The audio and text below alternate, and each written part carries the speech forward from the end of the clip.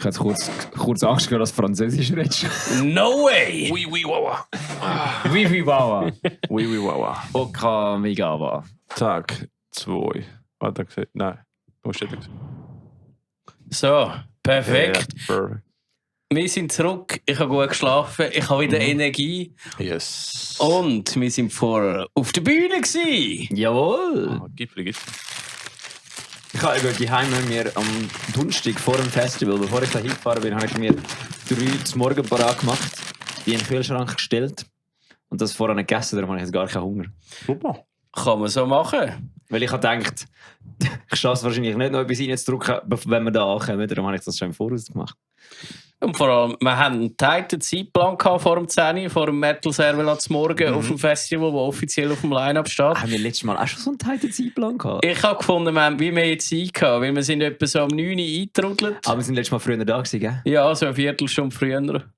Aber das war, weil wir nicht gewusst haben, ob es einen Techniker gibt oder nicht. ja, Ich stimmt. habe gemeint, ich muss selber alles einrichten. Ja, und jetzt haben wir eine ganze Entourage gehabt. Licht, Sound, Trockeneis, CO2. Ja, ganz verrückt. Der gleiche Bruder, der letztes Jahr eine halbe Stunde geschlafen hat und ist gekommen, hat Licht eingeschaltet, ist jetzt da, hat fitter ausgesehen. Viel fitter und er hat mir vor allem gesagt, letztes Jahr das erste Mal von uns gehört, als er Licht gemacht hat und seitdem lässt er uns immer. Geil. Was für ein Ehrengaul. Ehrenbrudi. Diesmal hat er nicht genossen. Nein, das ist nicht der. Genießt. Das ist nicht der gleiche. Das war der Stage Manager. Das war der Stage Manager, der genossen hat? Ja. Okay. Dafür hat Lexi genüsst. Lexi genießt, stimmt. Habt ihr das mitbekommen? Ja. Nein. Mhm. Lexi war am 9. Ich so, Gesundheit Lexi. Und niemand hat reagiert. Shoutout Timo für gute Technik. Wir haben sogar CO2-Kanone dieses Jahr gehabt, Mega geil. wo der Brian Pixfield gemacht hat, wo er die Bühne geleuchtet hat. Recht geil. Crazy war das Ganze. Ja, wirklich.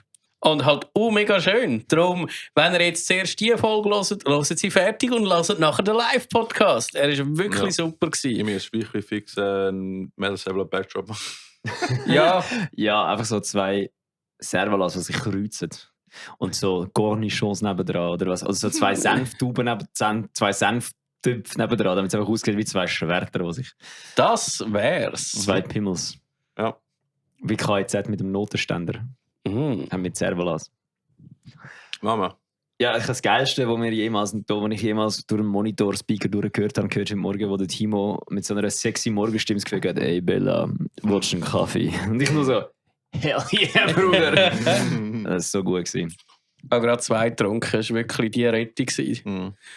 Ja. Ja, aber schon ein Kontrast von den Leuten. zu letztes Mega. Jahr. Insane. Eben, das erste Mal, letztes Jahr ein bisschen so Mund-zu-Mund-Propaganda, ein bisschen Social Media, sind ein paar Leute gekommen.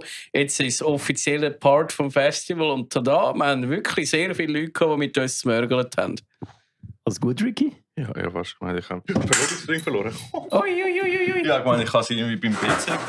Hast du den Verlobungsring auf der Bühne abgezogen, damit niemand sieht, dass du nicht Single bist, um nachher deinen Marktwert steigern? Nein, nicht ganz. Aber ich habe mich vorher eingekremmt und deswegen habe ich es abgezogen. Ich habe jetzt gemeint, ich habe beim Skisee. Ich habe zuerst gemeint, ich bin mit einem Toy-Toy und ist dort reingefallen, oder? Aber ich bin nicht mit einem Toy-Toy gewesen. Ich bin in einem super gereinigten WC gegangen. Ja, das wäre noch schlimmer. Ja. Weil im Toy-Toy könntest du eine Nase fischen. Fuck! Nein, Bei den anderen wäre er weggespült. dann würde ich sagen, fuck. Sind wir froh, hast du den Ring noch? Ja. Jetzt, wenn wir reintauchen, was uns heute erwartet. Heute erwartet uns ein weiterer Tag voll Festival, voll Spass, voll Sonne.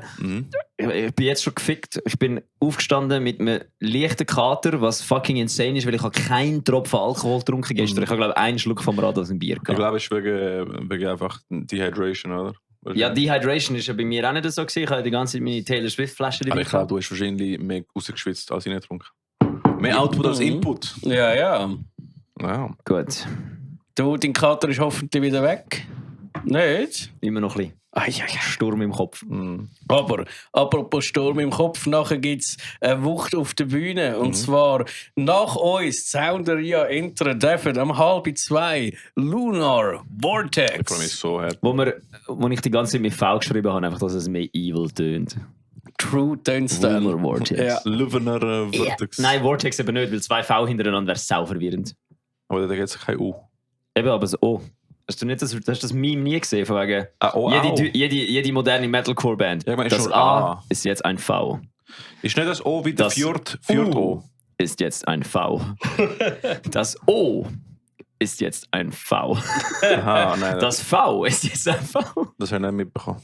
Lunar Vortex machen sich nur so schon sympathisch, indem sie das nicht so machen, indem sie sich normal schreiben. Ich habe reingelassen, ich habe sie noch nie gesehen und ich freue mich riesig auf sie. Habe ich schon mal live Ja, gesehen. die haben wir Ebri.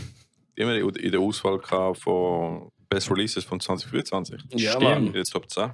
Da haben wir, ja, freue mich. Oh, Und die Bon Jovi. haben auch letztes Jahr oder vorletztes Jahr die ersten Songs rausgehauen überhaupt. Das sind recht fresh. Der Luki hat mir gesagt, dass das Leute von Mycelia sind früher. Schon? Ja, Boah, das habe ich nicht gewusst. ich habe es auch nicht gewusst. Geil. Das können wir dann nachher herausfinden. Ja, voll. Stimmt. Wir haben sie als Interviewgäste. Genial. Ja, Mann. Ja, was passiert sonst noch? Old Kids Neues. Pankrek vom Feinsten. Pankrek. Reck-Pank. Lassen wir auch noch zu Wort kommen. Mhm. Und nachher kommt auch schon Unified Move. Voll. Yes. Und dann Secret. Nein, Secret. Doch. Doch. Warte schon, ich kann es Secret am 15.15. Und dann am 16.00 Fresh Out of Wacken. XOXO. Stimmt, ja. 8K Violence. Voll. Dann, ja. Agnostic Front nachher. Ja. Mann. Dort da müssen wir auch schauen, dass wir ein bisschen schauen können. Weil dort Ja, haben wir ja, noch einen unbedingt. Interviewtermin. Ja, Oh. das schaffen wir schon. Mhm. Oh, ja, das wäre schade. Nachher Karen Dio. Wahrscheinlich, wenn sie dranbleibt, wird die wahrscheinlich mal ganz gross rauskommen. Brutal geiler Sound. Darum müssen wir sie schauen gehen, Ja. bevor sie nur noch auf riesigen Stages ist. Was macht Karandio? Geiler Pop-Punk, Okay. hätte ich gesagt. Ja, und auch so ein Poppiger, bisschen, nicht Pop-Punk, poppiger Punk. Poppiger Punk. ja, und also sehr rockig. Mhm. Ja. Dann heiß-kalt habe ich gehört, ist gut. Mhm. Dann Pulley, keine Ahnung, was die machen. Punk. Ah, Ja, das ist sehr punkig, etwas für dich. Ja, nicht so für mich. Und nachher kommt das K, etwas für den Bella, Less Than Jake, oder? Less Than Jake habe ich funny mal in der Brixton Academy gesehen. Ah, Wir sind in England gewesen, und dann haben sich die Pläne ein bisschen geändert vom Wochenende in England, wo wir waren mit dem Mark, mit dem Drummer von Matchbox Whispers. Und dann haben wir so gesagt, fuck it, wir sind in London, es läuft sicher irgendwo Show. Es muss ja nicht in der Brixton Academy sein, es kann auch eine räudige Underground-Show sein, wo wir irgendetwas spielen. Der Mark geht schauen. Du, ich wollte jetzt ja nichts sagen, aber heute spielen ein paar Bands in der Brixton Academy. Und dann Goldfinger, Less Than Jake und so ein paar solche Bands haben in der Brixton Academy gespielt. Und ich so, ja, okay, gehen wir mal schauen. mhm. Und wie hast du gefunden? Ja, Less Than Jake habe ich nicht so gut gefunden. Goldfinger habe ich besser gefunden. Okay, fair. Aber das ist auch schon ein paar Jahre her und es sind auch einige Pints geflossen. Von dem her, ich weiß es nicht so genau. Nach ihnen gibt es dafür einen richtigen Punk. Bad Cop, Bad Cop. Und nach Bad Cop gibt es auch noch mal richtigen Punk mit Swiss und die Ja, anderen. heute ist Heftig. das punkig, ja. Ja, sehr. Und dann ist... Satokrev, Ja, wie immer, dass man das ausspricht. die sind von Basel, wenn ich mich nicht irre. Das sind Schweizer. Crazy. Ah, Ja. ja. Mhm. Hm. Und dann der Abschluss macht auf der Mainstage Deathcore, Signs of the Swarm. Genau so wird es tönen. Stabil. Ja, also einiges, was uns erwartet. Hey, bin ich der Einzige, der sich da gerade den Arsch abschwitzt? Ich krepiere gerade ein Nein, ich bisschen. finde es ganz angenehm. Es hat so schöne kühle Wände. Okay, dann muss ich einfach kurz etwas an meinem Outfit oder an meinem Ding ändern, weil mir platzt gerade der Kopf. Es ist so Ja, heiß. dir platzt der Kopf und du hast einen leichten Kater. Hast du Koffein gehabt heute? Ja, Hast du schon etwas gegessen heute? ja. Dann kann ich es mir auch nicht erklären. Ja. Ja, weiss nicht, was mit dir los ist. Bitte bleib Es bei ist uns. heiß. Es ist heiß, ich brauche mehr Wasser und wahrscheinlich ein Shirt mit einem weniger engen Kragen. Das könnte es ja sein, ja. Wir werden 3 Bands interviewen. Old Kids Neues haben wir vorher schon gesagt. Die anderen 2 verraten wir nicht, damit ihr dranbleibt. Yes. Jawohl. Wir haben vorhin Old Kids Neues gesagt. Ja. Oh, in dem Fall. Und nachher machen wir noch ein paar Videos fürs Grenchen, die ihr dann auch schauen könnt. Oh, die Ja. werden super. Mhm. Tipptopp. In dem Fall. Brauchen wir noch irgendetwas? Ich brauche nichts mehr. Oh, gut. Ja, in dem Fall. Cheers. Ciao, Macht's ciao. gut. Oh, Bis yeah. etwa einer Sekunde oder so. Für euch eine Minute, nein, Sekunde. Minute, warte, mach einfach so eine Für Minute uns Silence eine drin. Stunde oder so. Für uns ziemlich genau eine Stunde, für euch nur eine Sekunde. Let's go! Für uns 30 Minuten, aber ist okay. 30 Minuten. Lange jetzt nicht für eine App. Für einen Powernap lang ist es. Ja. Bonjour miteinander. Willkommen zum Metal Server. Wir fangen an mit der ersten Band heute am Samstag mit Unified Move. Merci, wir sind nicht da. Können Sie uns kurz ganz vorstellen für unsere Leute, die da zuhören? Ja, danke schön, dass wir da sind. Ich bin der Tissi, ich spiele Bass. Ja, schön dürfen wir da sein. Merci für die Einladung. Ich bin der Lüdi, ich schreie da ab und zu ins Mikrofon rein. Und dann haben wir noch. Ich bin der Reto, ich spiele Schlagzeug. Danke, dass wir da sein können. Richtig cool. Jetzt Unified Move. Ich würde mich ein bisschen aus dem Fenster lehnen, aber ich habe das Gefühl, ihr seid ein bisschen Schweizer Hardcore Supergroup, oder? Ihr habt alle schon ordentlich Banderfahrung. Kann man das so sagen? Haut mal raus. Von wo kennt man euch sonst noch? Oder hat man euch gekannt in der Vergangenheit? Puh, schwierig zu sagen. Ich habe in diversen Punk-Bands gespielt. Und Unified Move ist vor 14 Jahren die erste Hardcore-Band, die ich dann gegründet habe, gespielt habe für mich, oder? Und ja, aber du hast, glaube ich, schon mal noch einmal gespielt, Hissi, oder? Ich habe auch schon mal in einer anderen Band gespielt. Ja, ich habe bei Valetudo gesungen, etwa 15 Jahre lang. Ich habe davor bei PXP im Bass gespielt. Für die älteren Semester, die das noch kennen. Und davor auch noch 2, 3, 4 andere Bands, die aber glaube nicht mehr so relevant sind, 2026. Oder auf einmal findet es wieder jemand und dann haben wir plötzlich Legendenstatus. Ich hoffe es wirklich nicht. Ich hoffe nicht, dass da noch Zeug kursiert irgendwo in den Tiefen von gewissen Schubladen, dass das irgendwo... Also ich habe noch CDs, beide, falls sie die so für einen haben. Lieber nicht.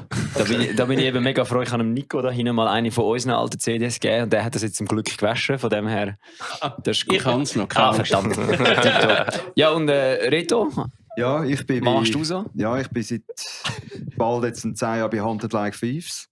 Und ja, beim November dann letztes Jahr bei Unified Move eingestiegen.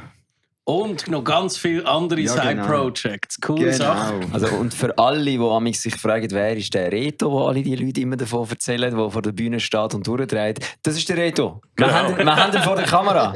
Wir haben ihn endlich mal vor das Mikrofon und vor die Kamera gebracht. Ja, so the viel man, the myth, the legend. Genau, so viel mal Reto erwähnt, das haben wir vom Reto gehört, von anderen Bands. So ein unglaublicher Hero in der Local Scene, muss man sagen. Ist ein bisschen ein Slide, das wir tragen jetzt, dass er einfach immer bei uns nicht den Animationstanz machen kann. Das ist ein schwerer Nachteil, den du hast als Band, wenn du... Das geht aber auch von der Bühne aus, oder? Ja, das natürlich, ist gerade so energetisch. Er macht, was er kann.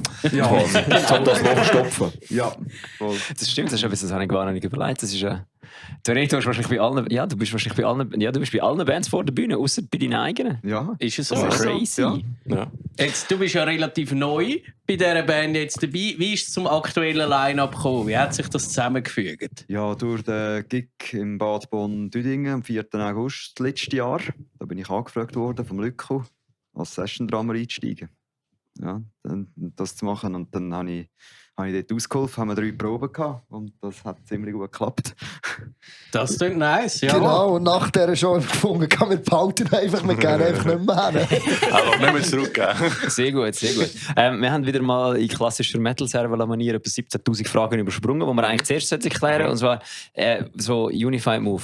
Wie würdet ihr eigentlich euch so mal beschreiben? So, könnt ihr mal kurz einen ganz schnellen Recap geben, dass Leute, die eure Band noch nicht kennen, mal so ein Bild haben, Ja, wie wir ihr sind wer ihr eine seid. 4-köpfige Hardcore-Band und machen, sag jetzt mal so, im klassischen Stil ein bisschen Hardcore, Moshpit-Sachen, Circle-Pit-Sachen. Es wird geschrauen und tanzen und das sollte eigentlich gut animieren zum Mitmachen, ja. Mhm. Ja, es ist klassischer Hardcore-Punk. Also man hört den Punk schon auch noch durch. Es ist weniger, sage ich jetzt mal, Metal beeinflusst, aber halt doch auch so Classic Hardcore. Das ist eben geil. So ein bisschen wie... Das passt gut zum heute mit der Gnostic Front zusammenspielen. Ja. In dem Fall. Etwa genau so, ja. Ja, voll. Das ist gerade am gleichen Festival mit Mad Bull und Gnostic Front können spielen. Ist schon noch geil. Das passt auch gut. Das ist eigentlich schon noch für so Hardcore-Bands eigentlich noch so stabil für sie. Ja, Ja, so, also, was haben ihr, wenn du irgendwo musst sagen, was haben ihr schon gespielt? Ja, da, wir haben mit diesen Bänden gespielt. Ja. Du musst auch niemandem sagen, dass es 2 verschiedene Tage sind. Genau. Scheißegal. Ja, oder eben, wenn du so das ganze Greenfield-Line-Up nehmen, wenn du dort mal gespielt hast, dann Stimmt. ich habe mit all denen schon gespielt. Stimmt. Ja, fairer Punkt. Das ist natürlich praktisch. Von dem her, habt ihr irgendwie so ein Highlight von so einer Band, die ihr mal damit gespielt habt? Oder wo ein Festival oder ein Konzert, das euch gerade noch so in Erinnerung geblieben ist mit der Band? Ja, sicher ist die Show mit Madball etwas gewesen. Mit Madball sind wir alle aufgewachsen und haben gedacht, ja, irgendwann spielen wir mit denen zusammen. Und als die Anfrage kam, haben wir zuerst mal Ja gesagt und echt studiert, ob wir überhaupt können.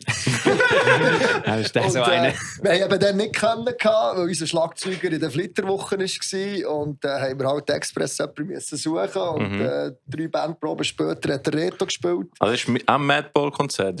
Ja, crazy. Also es ist, ja, es war quasi, wir hätten nicht können. Und eben die Leute hatten einfach so in der Euphorie einfach mal zugesagt. Ja. Und dann ist ja doof, und dann quasi wieder musst du den Rückzieher machen. Und dann haben wir natürlich eine Absprache mit dem Schlagzeuger, der nicht hätte können, gefunden, hey, ist cool, wenn wir das machen mit einem Ersatz. Klar. Und dann haben wir den Reto für das können verpflichten und ja, the rest is history quasi. Genau. Ist dann quasi geblieben. Okay. Ja. Tissi, du hast den Sprung von Gesang zu Bass gemacht. Wie war das gewesen? Wann bist du zu Unified Move gekommen? Ich würde sagen 24. Ja. Ich glaube irgendwie Februar 24 oder so. Ja, du, es ist ja wie wieder zurück am Bass, wenn du so willst. Also ich bin Bassist gsi davor für eine ganz lange Zeit und habe dann eigentlich so unverhofft kommt oft an Gesang gewechselt und das dann mega lang gemacht. Und auch nebenbei noch Shoutout Animal Instinct, mal noch Bass gespielt zwischendurch in so einem, ja, es ist einfach mehr als eine Band, fixe Band gewesen. Das Projekt, ein paar Platten gemacht und ja, jetzt wieder wieso die Anfrage auf dem Lücke, auf keinen Bock. Und ich so, ja, warum nicht? Und geschaut, ob das noch funktioniert, ob ich noch weiss, wie es geht. Und ja, da sind wir. Geil. Du hast gesagt, 14 Jahre gibt es die Band, oder? Ja, am 12 haben wir uns gegründet, so im Hinterhof, so ein bisschen, so, du willst mal Hardcore spielen? Ja. Und dann haben wir es irgendwie so gemacht und mal ein bisschen angefangen, ein bisschen Startschwierigkeiten gehabt. Dann sind wir so ein bisschen 6 Jahre in der gleichen Besetzung unterwegs gewesen. Und der Gitarrist, der zumalig, hat Psychose gehabt und hat den Einstieg wieder nicht mehr gefunden gehabt. Und dann haben wir ein bisschen Band, also einen Mitgliederwechsel gehabt. Und jetzt sind wir wieder eigentlich auf Kurs. Aber der Luc ist eigentlich der älteste jetzt von euch drinnen, der dabei ist. Das ist so, ja. Seit dem 18. Nein, ist gerade ein bisschen früher. Das musst du wissen, ich bin noch nicht da. Ja, einfach schon ein paar Jahre länger. Ja, 2, ein paar 3 Jahre wahrscheinlich länger. dabei, Genau. Ja. Ihr dürft heute am 2:45 spielen, in der Sounderia. Ist das ein Slot, wo ihr sagt, ja, würden wir nehmen? Oder hättet ihr vielleicht lieber den Rausschmeißer gehabt oder den Tageseröffner? Oder sind ihr einfach super happy, dürfen ihr am Greinichen spielen? Ja, ich glaube schon, dass das Letztere ist. Es ist für mich das Festival in der Schweiz für diese Musik. Alles andere ist entweder grösser, renommierter, irgendwie kommerzieller, wenn man so will. Für mich ist es ein Festival, wo du als Band so ein Genre bedient, spielen. Und ob es dann 2:45 ist mir sicher lieber als der Deadliner quasi auf der Hauptbühne nach dem Headliner irgendwann am 1 am Morgen. Ja. Du, ich meine, es ist, was man daraus macht. Ja.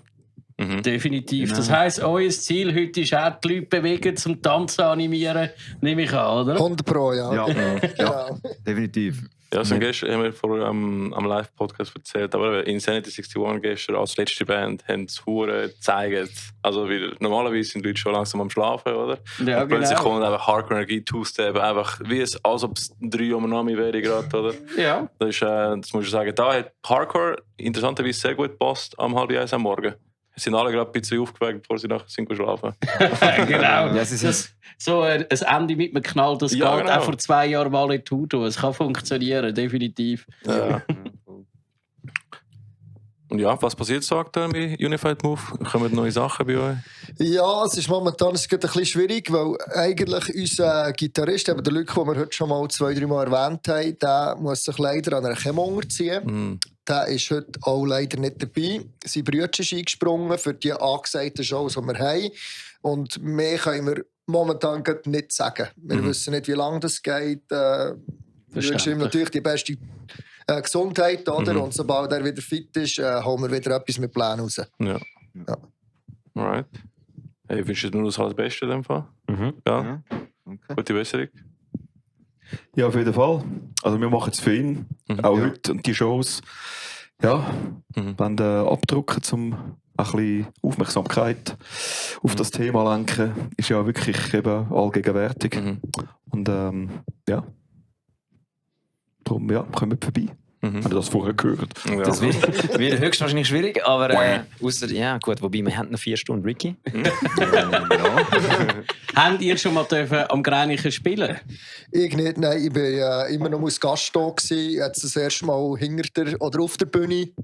Und ja, freue mich natürlich. Ich bin da seit 2004 bin ich da regelmässig, komme ich da gerne hierher, wo es noch so ganz klein ist, so mit ein bisschen Strohballen statt den Gitter hat es dann gehabt.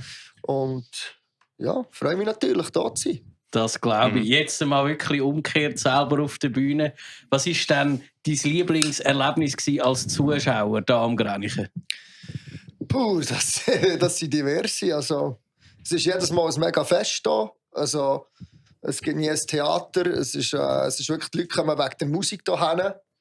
Bei diesen Bands Sachen sind auch Boss. Bei diesen Bands ist natürlich mit vor dran. Aber da hat man schon Hatebreed gesehen, Madball, Agnostic Front. Eigentlich alle Grössen, die man eigentlich ein bisschen kennt. Oder? Und darum ist es natürlich schon eigentlich fast jedes Mal ein Highlight gewesen. Das glaube ich. Habt ihr schon mit anderen Bands da spielen? Ja, ich mit Haunted Like Thieves 2022. Auch auf der Sounderia. Ganz geil. Das war cool. Hat Spass gemacht. Ich bin, glaube ich, das 6. Mal im Zelt. Ich habe es geschafft, immer die Hauptbühne zu vermeiden. Wir dürfen Sounderia spielen mit Animal Instinct, glaube ich, 2013. Und mit Valetudo das erste Mal 2012. Und dann so ein bisschen immer mal wieder verstreut zwischen ihnen. Wir dürfen spielen. Also ein Wiederholungstäter und sicher ein Anwärter für die meisten Mal da gespielt zu haben, oder? Ich weiß es nicht. Das wäre aber interessant. Es ist glaube ich, Nummer 6, wenn ich mich richtig besinne. Krass. Dann müssen wir das mal herausfinden. Ja gut, wobei persönlich... Ja, Es ist schwierig mit Personen. Ja, das ist so. Auf jeden Fall. Hast du irgendwie gemerkt, dass sich das Festival so ein bisschen... Oder woran erkennst du, dass das Festival ein bisschen... in Anführungs- und Schlusszeichen erwachsener geworden ist, seit den Strohballen, die du am Anfang da gerade erwähnt hast? Es ist noch schwierig. Ich finde, es hat immer noch... Also ich bin jetzt heute vorher ganz kurz über das Gelände gelaufen. Es hat immer noch den gleichen Charme wie vor irgendwie knapp 15 Jahren oder so.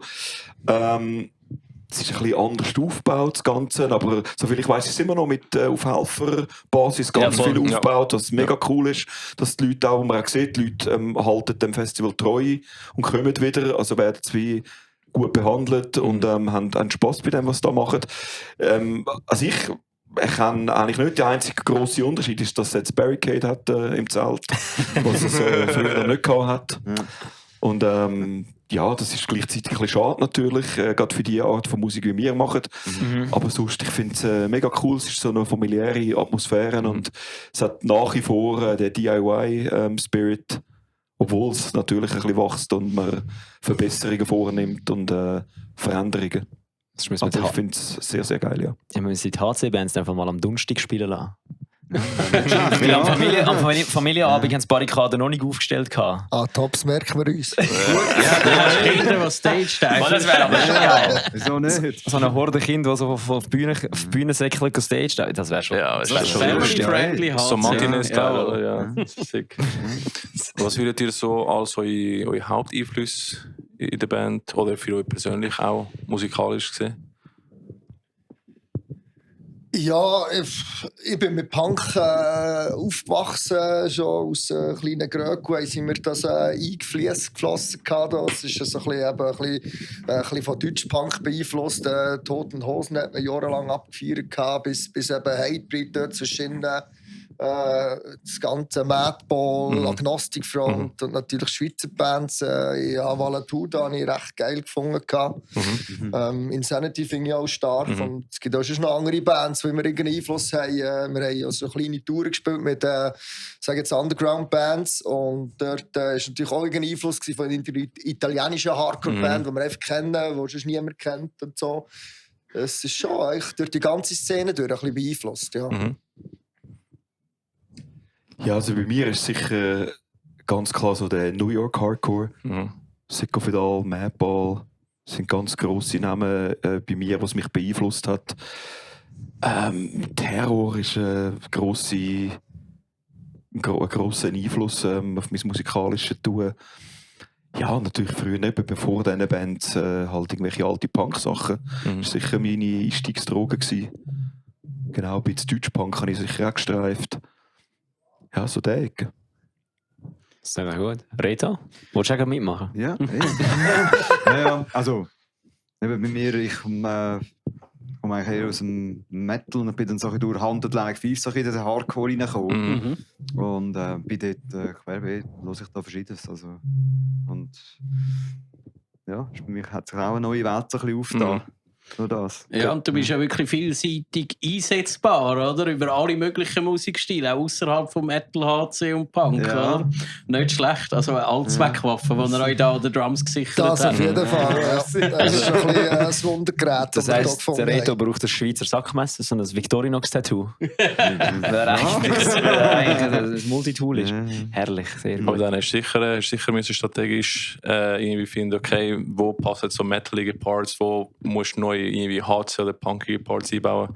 Das war sicher so ein Prozess bei dir gewesen. Ja, das schon auch, aber ich bin ich lerne das relativ schnell. Ich muss etwas sagen, das passiert, vor allem wenn ich Songs, wo schon etwas rum ist, dann ist es für mich am einfachsten. Und dann weiss ich auch so ein bisschen, was ich mit den neuen Songs kann bringen, was passt. Also, das ist kein Problem. Das ist eine Maschine, die. Merci. Gestern haben wir ja Insanity 61 da gehabt. Die haben ihr eigenes Festival, das Hardcore United. Habt ihr auch mal Gedanken gehabt, so etwas auf die Beine zu stellen, oder gibt es das sogar? Das gibt es tatsächlich. Wer es kennt, Move Your Feet ist eigentlich das ist relativ... schau jetzt das Gesicht. Ja, das ist eigentlich entstanden von der Plattentaufe 2016, wo wir unsere erste Scheibe rausgehauen haben. Haben wir gefunden, komm, die heisst Move Your Feet, komm, wir machen ein Konzert, das Move Your Feet heisst. Und dann haben wir irgendwie an der ersten Show in der Keller so pumpenvoll mit 100 Leuten. Und dann komm, wir machen es noch ein zweites Mal. Jetzt ist die 11. Ausgabe, aber die wird es dieses Jahr nicht geben, weil wir haben mit dem Kaufmann ein bisschen Terminkonflikt gehabt. Sie haben 25 Jahre 11 Ball Festival an diesem Datum. Und ein Wochenende vorher, ein Wochenende nachher macht keinen Sinn. Ja.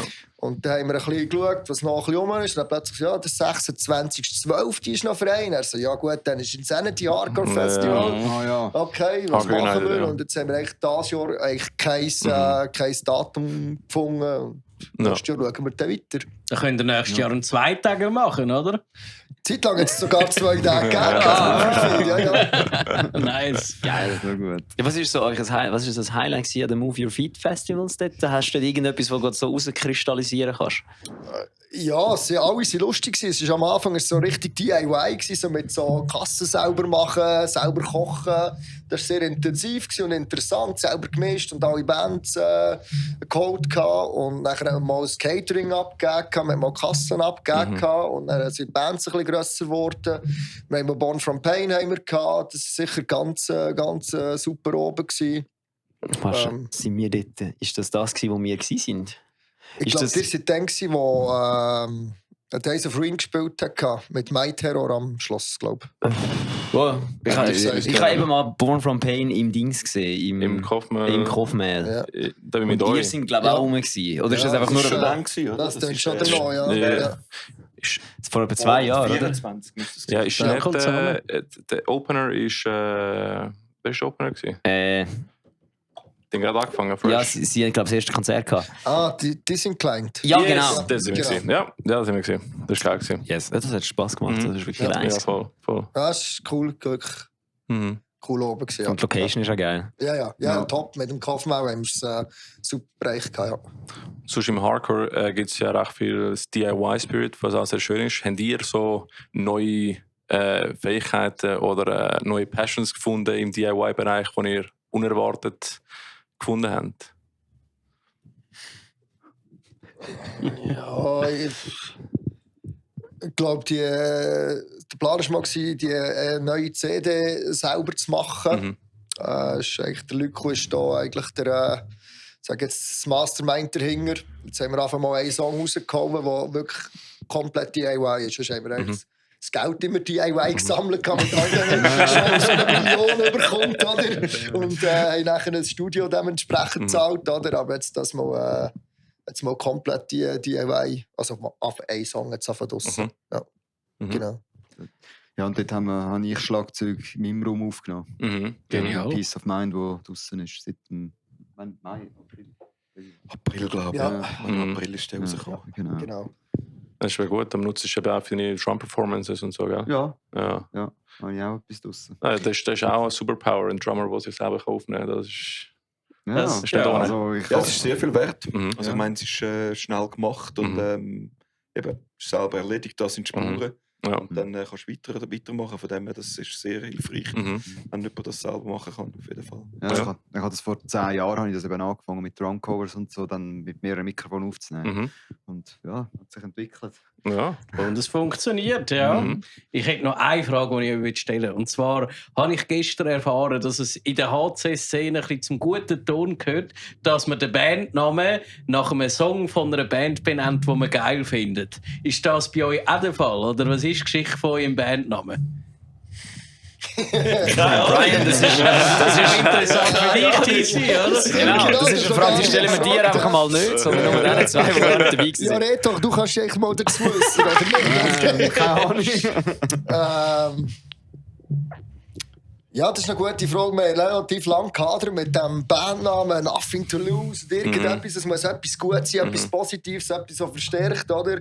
Und das ist irgendwie die Gemeinsamkeit und das Zusammensein ist für uns eigentlich wichtig, dass es irgendwie vorkommt, irgendetwas, was sich bewegt, etwas, was eben unsere Band bewegt, etwas, was die Masse eigentlich bewegt, eigentlich vom bestehenden, sag jetzt auch, System in ein besseres System über. Und darum ist das eigentlich mal so ein bisschen... Hat man das mal so rausgehauen, nachher haben alle gefunden, ja, machen wir. Und hat sich bewährt. 14 Jahre ist nicht nichts. Ja. Ja, das ist ja so, ja.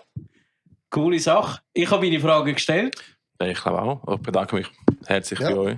Merci gerne. vielmals Danke für die fürs, Einladung. Merci, Ja, ja. ja. Danke. Und nachher einen richtig geilen Gig. Schon Ja. bald. ja, so gleich. Merci Viel Spaß, wünschen wir euch. Wir gehen schauen. Merci vielmals. Ciao, ciao. Merci Danke. vielmals. Ciao. Wir sind zurück mit einer neuen Band. Und zwar ist das die Band, die den Festivaltag heute hat eröffnen durfte, wenn man mal uns ausklammern tut. Wir sind schon auf dem Line-Up gewesen, aber wir haben keine Musik gemacht. Aber ihr habt Musik gemacht. Und zwar wie verrückt. Wir haben hier Lunar Vortex. Wir haben euch alle zusammen mit einem Mikrofon ausgestattet. Könnt doch mal geschwind vorstellen, wer ihr seid und was ihr macht in der Band. Bei dir fangen wir an. Ich bin der Matt, ich spiele Schlagzeug. Ich bin Lea, mache Vocals. Mike und ich bin am Bass. Patrick, ich spiele Gitarre. Sehr cool. Ihr seid vollzählig bei uns. Und jetzt, bisher bei allen anderen Bands, haben wir es immer so gemacht, dass wir uns irgendetwas gefragt haben, wo wir gerade in den Sinn gekommen sind. Und dann hat der Bella uns mal ein bisschen gebremst und gesagt, hey, ein bisschen Struktur und so. Und darum gebe ich jetzt dem Bella das Mic, damit wir von Anfang an Struktur haben. Ja. Salut zusammen, ich bin der Bella und mir rutschen die Arme von der Stuhllehne runter, weil ich so fest schwitze. Das ist nicht das, was wir machen. Anyway, habt ihr kurz Zeit und Lust, uns ganz schnell oder unseren Zuhörern ganz schnell erklären, wer oder was Lunar Vortex ist und wie das zustande gekommen ist? So eine kurze LinkedIn-Bio oder Tinder-Bio, wie wir das immer so schön nennen. Los, mach. Ja, wir sind eben 4-Piece Deathcore Band von Zürich. Die Schlüsselperson ist eigentlich der Patrick. Wir haben alle in der Vergangenheit so ein bisschen in Bands zusammengespielt. Und dann ist Covid gekommen. Irgendwann haben wir alle Bock gehabt, Musik zu machen. Dann ist irgendein Geburtstag gekommen. In was für Bands habt ihr noch gespielt? Also, er war bei Mycelia. Bist du bei Mycelia gewesen? Am Anfang. Mikrofon. Ja, sorry. Am Anfang mit ihm zusammen noch Gitarristenduo in Mycelia gsi. Vor Mycelia habe ich mit der Lea in Reign of Arrows gespielt. Und davor, ja, keine wahrscheinlich nicht mehr so MySpace-Era, Fate is Dying. So. Der Plot Thickens, weil ich kenne Mycelia seit 2012 oder so, das habe ich nicht gewusst. Ja, und dann mit der Lea, also ich habe ein Solo-Projekt, wo die Lea ein paar Tracks aufgenommen hat, Vocals. Ich mache halt Instrumental und habe dann wie mit verschiedenen Sängern zusammen die Vocals gemacht für die. Darfst du das Projekt auch promoten? Wie heisst es? Trujillo, einfach nur wieder Nachname, ja. Aber mit V, wie es true ist. Mit V, genau. Und ja, wir haben dann gefunden, so, hey, look, es wäre eigentlich geil, eine Band, ein Brandprojekt machen, etwas, das live einfach fetzt, das ein bisschen eingängiger ist. Und ja, dann mit dem Matt hatte ich auch eigentlich noch ein Hardcore-Projekt gehabt, wo wir auch so das zweite einfach zusammen allein alles gemacht haben und auch zusammen die Vocals gemacht haben. Wie heisst der? Das ist Inferior. Und dort haben wir einfach 2 Demos gemacht und noch ein paar Sachen, die unreleased sind. Aber ja, wir haben alle einfach schon mal zusammen musikalisch schon mal ein bisschen zu tun gehabt. Ein paar Leute ausprobiert und nachher haben wir das eigentlich gestartet. Genau, und du musst eigentlich so ein bisschen Nägel mit Köpfen müssen machen. Er hat uns ein bisschen überreden, so, hey, komm, wir machen jetzt etwas. Und ich habe gesagt, ja, ich habe gar nicht so viel Zeit und so. Und irgendwie haben wir es dann gleich zusammengekriegt, dass es einfach gepasst hat. Und gerade wir haben uns vorher noch nicht gekannt und ja, es hat einfach gematcht. Wann hat es Rain of Arrows gegeben? Wow, Rain of Arrows war 2007 umeinander. Ja, voll. Ja, also wir sind eigentlich wirklich die MySpace-Generation. Ich weiss nicht, vielleicht merkst du es, wir sind schon ein bisschen älter. Wir sind nicht die Jüngsten. Aber ja. Sieht so nicht an, keine Angst. Danke. Sicher nicht im Fall. Danke. Botox regelt, nein.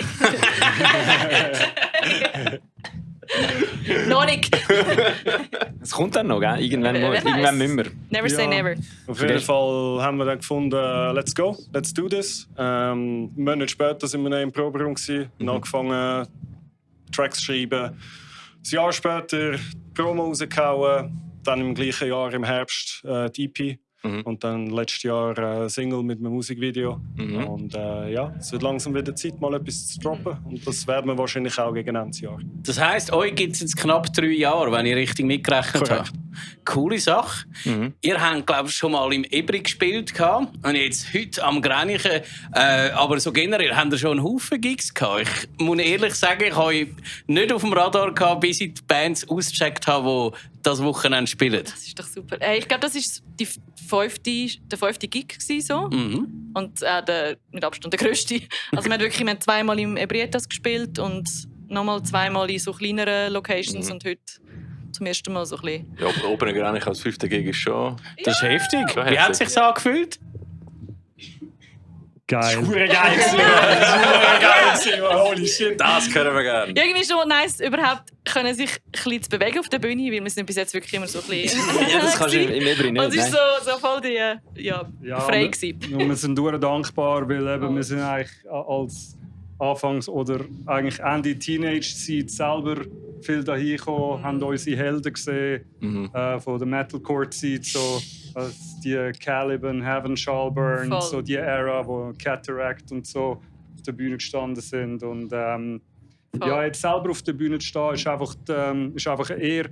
Und an dieser Stelle danke nochmal, dass ihr uns erwähnt habt, weil ich glaube, das war auch ein grosser Part gewesen, dass sie uns überhaupt auf dem Radar hatten, wie du schon gesagt hast, weil wir es noch nicht nicht gross Promo gemacht oder noch nicht gross unterwegs gewesen. Und von dem her auch immer, ja, die Community lebt dank so Leuten wie euch, die das machen. Wir sind einfach ein Antennenerweiterer von guter Musik. Ein Antennenerweiterer? Also, wie heißt das Ding? Keine Ahnung. Was wolltest du sagen? Warte, wir sind ein Repeater, ein WLAN-Repeater für einfach gute Musik in der Local-Szene. Das ist unser Ziel. Ja, du bist schon vieles genannt worden, aber noch nie ein WLAN-Repeater. In dem Fall. Fair enough. Das ist sicher ein besserer Begriff, aber ich nehme den. Das stimmt ab. Du meinst das Relais? Ja, Relais. Ja, genau. Super, ich habe vorher eine Frage, aber jetzt weiss ich nicht mehr, um was es gegangen ist. Weil... Du bist technischer versiert als ich. Ja, eben darum bin ich jetzt nicht mehr auf der Frage, weil ich hänge. Right. Brian, kannst Also gut, ich habe vorher erfahren, ihr habt den Proberaum neben einer anderen Band Und jetzt wollte ich mal wissen, wie ist denn das? Die andere Band ist eher so ein bisschen Pop-Punk orientiert, oder? Ich glaube, man darf den Namen droppen, die Fenestrate. Und jetzt, wie ist das zustande gekommen, dass eine Band, die krassen Deathcore macht und dann haben wir aber gerade nebenzu so Pop-Punk, könnt ihr auch voneinander profitieren, oder wie sieht das aus? Also ja, der Fenestrate, wir sind zuerst sogar im gleichen Raum wie sie gewesen, weil ich habe vorher in einer Pop-Punk-Band oder Easycore-Band eigentlich Schlagzeug gespielt mit einem Kollegen zusammen. Die Fenestrate haben einen Raum gesucht und wir haben gesagt, mietet euch bei uns ein und so. Und irgendwann ist dann das Projekt von mir, wo ich Schlagzeug gespielt habe, gestorben, weil halt alle Kinder und Family und keine Zeit mehr, andere Prioritäten. Leben ist passiert. Genau. Und wir sind dann nebendran, hat es gerade noch mal einen Raum. Und wir sind dann übergezügelt, um unseren eigenen Raum zu haben. Und die Fenestrate proben nicht an den gleichen Tag wie wir. Wenn wir uns sehen, sagen wir uns «Hoi» und alles cool.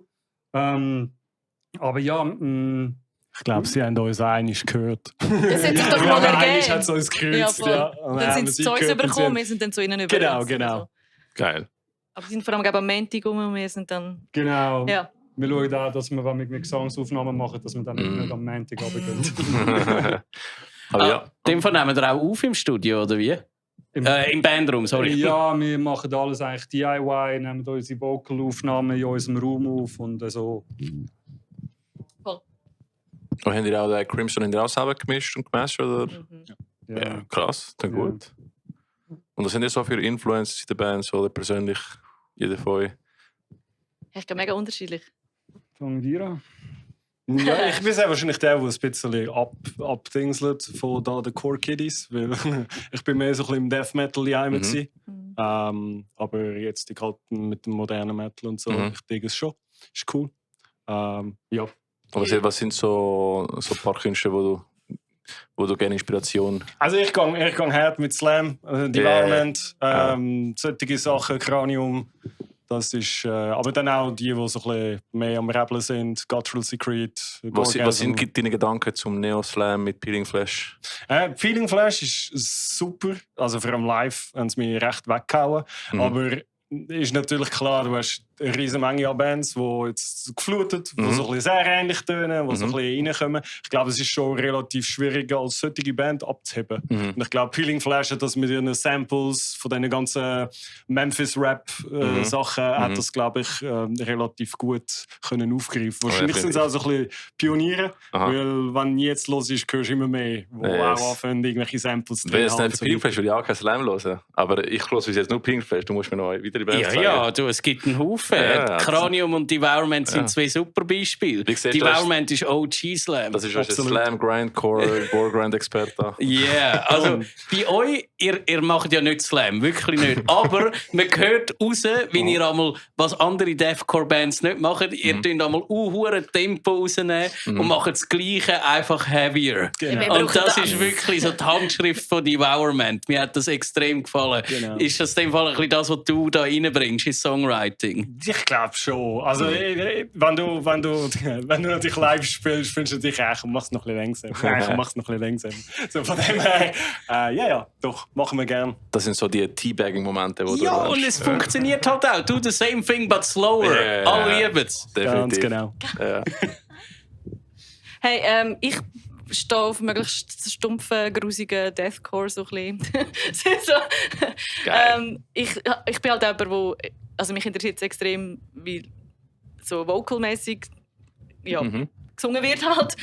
Und es fasziniert mich halt mega. Und ich achte halt extrem auf das auch. Und darum, ja. Darf ich fragen, ob der Travis Ryan Inspiration ist für dich? Schon faszinierend, ja. Jetzt nicht direkt Inspiration, aber doch schon auch jemand, mal.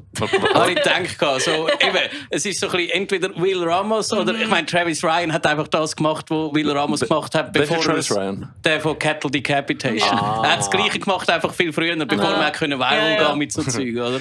Und dort habe ich wirklich gedacht, ein bisschen Inspiration von denen höre ich raus. Das ist gut, das klingt gut. Was für Bands der Vocalist? Boah, eben so, zum Beispiel der Will Ramos finde ich, also das hat mich schon mega geflasht. So, dann, es es gibt so viel. Auch so Sachen wie Chelsea Green oder ja. Synestia. Synestia, kann ich nicht. Netherwalker, so Sachen. Netherwalker, Ja. yes. Das ist insane. Disembodied Tyrant. Ja, fix. Geil. Halt so Whitechapel, so Sachen. Ja. Ich komme halt mehr so ein bisschen aus dem Prog-Metal. Ich würde sagen, so Meshuggah, Dillinger, Escape-Plan, so. Die Also Richtung. Mathcore sogar auch? Ja. Nice. Voll. Das ist jetzt weniger da im Songwriting drin, aber das ist meine Inspiration halt.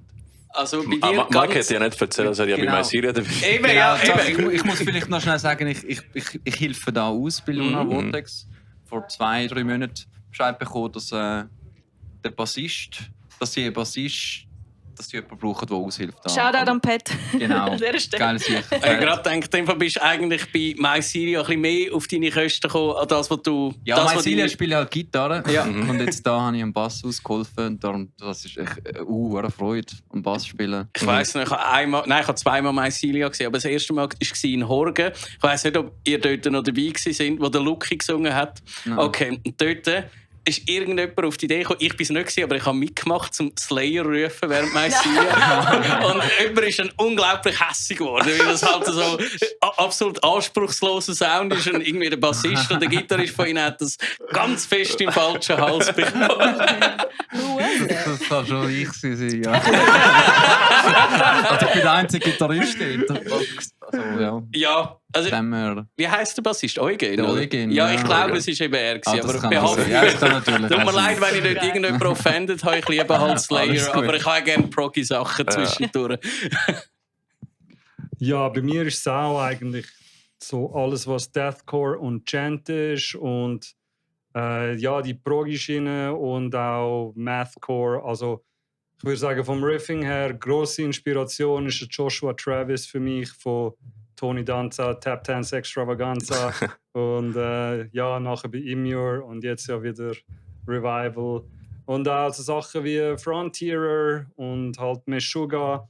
Und ich bin sehr ein rhythmischer Gitarrist, eine rhythmische Person generell. Ich kann gern, wenn Tempowechsel drin sind, wenn verschiedene Arten von Breakdowns und Groove Parts eigentlich miteinander kombiniert werden. Und das ist eben auch das, wo ja, jetzt, wenn die einzelnen Inspirationen raushörst, denkst du vielleicht so, hey, ja, aber irgendwie erkenne ich das nicht in unserem Sound. Also es ist halt, weil halt jeder ein bisschen irgendetwas reinrührt, oder? Mal ein Chant-Riff, mal ein Slam-Riff und der Mix, den wir haben, macht es dann so in etwa zusammen aus. Ja. Du hast ja gesagt, du bist auch Schlagzeuger, oder? Deswegen macht es Sinn mit dem Rhythmus. Ja, genau. Hast du zuerst Schlagzeug gelernt oder hast du zuerst Gitarre gelernt? Gitarre ist mein Hauptinstrument. Ich Ja. bin einer von diesen nervigen Gitarristen, der ein Schlagzeug anhockt und gesagt hat, hey, lass mich mal ausprobieren. Wieder erkannt. Und irgendwann habe ich einfach nicht mehr aufgehört. Und dann habe ich gesagt, ja komm, lass ihn einfach. Was man sich ja mal ein bisschen fragt bei Leuten, die eben schon in Bands waren, die schon ein bisschen Erfahrung haben in dem, dort muss man sich ja mal wirklich entscheiden, ist man jetzt einfach eine Band, die im Proberaum übt, jemand die einen Gig macht, oder ist man wirklich noch so richtig hungrig und will nach den Sternen greifen, will auf Europa-Tournee, auf Welttournee. Wie sieht das bei euch aus? Also, ich glaube, unser Approach im Generellen ist einfach so ein bisschen, wir schauen mal, wie das es geht. Also, ich meine, wir arbeiten alle Vollzeit. Es wäre dann schon ein recht grosser Step, dann müssen sie sagen, so, hey, okay, für einen Monat jetzt unterwegs sein oder sowas. Keine Ahnung, unbezahlt zu nehmen, wie auch immer. Ich glaube, das ist so ein bisschen... Ich glaube, wir tasten uns, eben wie gesagt, es ist der 5. Gig. Wir planen schon nicht gerade eine Europa-Tour so als nächstes. Ich glaube, wir tasten uns einfach mal an, sammeln noch ein bisschen Stage-Erfahrung und nachher schauen wir mal, was uns hinbringt. Aber es ist natürlich schon so ein bisschen die Ambition, halt so ein bisschen rauszukitzeln und schauen, wie weit kannst du es pushen, wie weit geht es, ist schon da. Aber ich glaube, wir hätten schon jetzt müssen anfangen, irgendwie im Ausland schauen, ob wir dort Fuß fassen, Shows spielen und so weiter. Das ist ein bisschen so wie Paleface in die Richtung gegangen ist, wo ja doch relativ schnell nach ein paar lokalen Gigs eigentlich ins Ausland unterwegs ist. Das ist ein insane Progress, den die in kurzer Zeit gemacht haben. Ja, definitiv. Ja, ich muss sagen, also du hast wirklich, man merkt, wie gut du Kontrolle hast von deiner eigenen Stimme. Also plötzlich heiß mit Flows, pam. Insane. Wie jetzt bei dir so angefangen, wie lange machst du es jetzt schon? Wow, das ist mega schwierig zum. Also, ich habe vor irgendwie 20 Jahren bald einfach mal so ein bisschen mich dran tastet ein bisschen und irgendwie habe ich am Anfang wahrscheinlich sehr viel auch falsch gemacht und das hat auch wehgetan. Damals hast du nicht so viele Tutorials online gehabt. So, nein, ja, so eben machst nicht. du Es war kein YouTube mit irgendwelchen Tutorials und es war wirklich so ein Ausprobieren gewesen. Und gerade dort mit Rain of Arrows habe ich natürlich mega Erfahrungen können sammeln und dann habe ich lange nichts gemacht und irgendwie habe ich so die letzten paar Jahre einmal so Tutorials geschaut oder mal so einen Online-Kurs gemacht und so und das hat mir so ein bisschen geholfen, so ein bisschen meine Mitte zu finden, halt so von der Stimme her. Und mittlerweile geht es recht gut, aber es ist trotzdem immer so ein Ausprobieren und ich glaube, es bleibt ein Prozess von dem her. Und du hast viel vorher noch aufwärmen vor dem Gig und so? Hey, wenig, wirklich. Ich habe gemerkt, je weniger... Ja, und Scheiße. Ich habe so, wow, musst du aufwärmen. Hey, je weniger vorher, desto weniger müde bin ich und dann klappt es irgendwie am besten. Aber spannend. Ja, ich lerne immer noch dazu. Ja, es gibt glaube ich nur so zwei Kategorien Sänger, Sängerinnen, die Screamies machen. Entweder die, die sagen, sie haben ein 8-stündiges Aufwärmprogramm oder die sagen, ja, eigentlich trinke ich wie noch ein Bier vorher und ist es klasse und dann gehe ich auf die Bühne. Der Rico Warmes am besten. Ist von heißes Bier. Hey. Ja. Heißes Bier. Fall, ja, es klingt recht grusig, aber es soll, wenn man heißer ist, soll man ein heißes Bier trinken. Ach so. Ich stelle mir es wunderbar. Mache ich das immer falsch? Hure grusig. Gut, gibt es sonst noch grusige Sachen, die man so als Tipps haben für irgendwie für so onstage, dass es besser läuft? So T-Shirts einfach nur einmal waschen und dann ist es gut, oder? Von Europa-Tour nur mit einem Shirt. Stimmt, hast du ja genug, wo du nachher kannst aus dem eigenen Merchandise so Unterhose kann man kehren noch. Je nachdem. Stimmt, eine Unterhose kannst du ja 4-mal anlegen. Oder? Genau. Einmal auf die eine Seite, dann auf die andere Seite, dann ist ja die andere Seite wieder sauber und dann die andere. Ja. Wie findet ihr eigentlich die Deathcore-Scene in der Schweiz? Habt ihr gefunden, ist eine gute Community oder habt ihr ein bisschen Connections knüpfen mit anderen Bands? Wie sieht es so aus? Also, manchmal fühle ich mich wieder so ein bisschen, als hätte ich den Anschluss völlig verloren und als würde ich alle Leute wieder neu kennenlernen müssen, weil alle die von früher sind natürlich weg in unserem Alter. Die sind alle nicht mehr an Shows und so. Die Musik hat sich auch verändert und ja, ich habe manchmal das Gefühl, so, fühle mich manchmal ein bisschen fremd oder muss wieder reinkommen und so. Bis jetzt haben wir eigentlich gute Erfahrungen gemacht. Aber bis jetzt haben wir noch nie mit einer Deathcore-Band gespielt. Das stimmt. Das kommt dazu. Es war eigentlich so ein bisschen die HC-Szene, wo so ein bisschen, also eben unser erster Gig war mit die Artifice, wo Death Metal ist, und Constant Hunger, wo HC ist. Ja, von Lugano, es ist ja wie ganz genau. Shoutout. Super, Shoutout, wirklich. Hauptsache, die verstehen kein Schweizerdeutsch. Aber sie sind so Aber coole Sachen. Sie sind super, wirklich. Ja. Und dann sind wir auf Biel an einem Gig und jetzt sind einfach so Beatdown-Bands am Start gewesen. Und, es ist ein bisschen so richtig haben wir noch nicht die Dinge gefunden. Es gibt aber natürlich auch ein paar Bands aus der Schweiz, wo wir gerne mal mit denen würden Stage steigen. Was finden Sie so viele coole Welche Bands wären das? Idelusionist auf jeden Fall, die sind super. Ich bin mega Konjunktiv-Fan. Ich finde die super. Ja. Die sind letztes Jahr da gespielt, oder? Genau. Insane gut gewesen. Das ist gut. Erik und... wie heisst der Gitarrist wieder? Einfach Idelusionist, die haben es gehört. Die haben einfach zu lange mit der EMP-Podcast gemacht. Ja, sie haben Roman, Erik, ihr wisst, was sie zu tun. Ja. Da die Buche mitnehmen. Wir wollen euch, let's go. Ja. Let's go.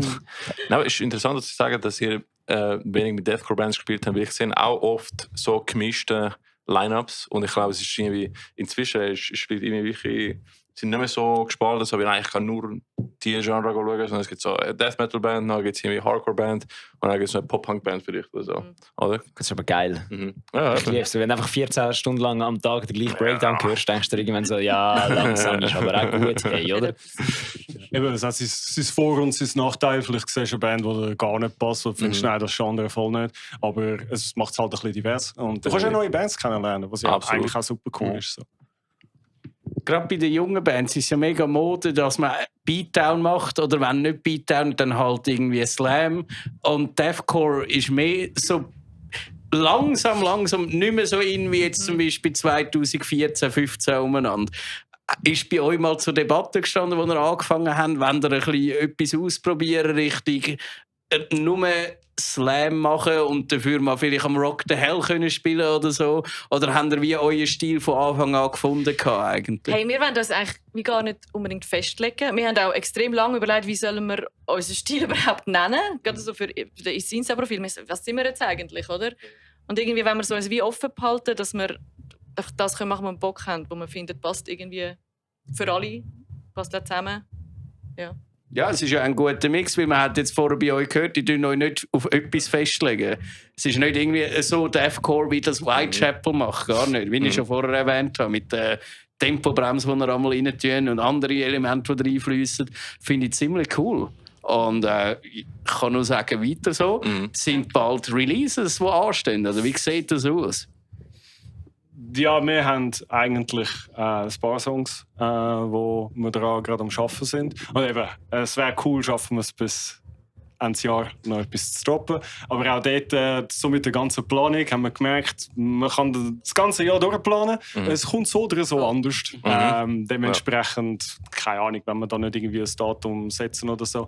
Aber ich persönlich würde mir es mega wünschen, dass wir es auf Ende Jahr definitiv, also bis Ende Jahr noch definitiv etwas droppen. Also wir haben jetzt ja auch 2 Songs gespielt, die nicht released sind.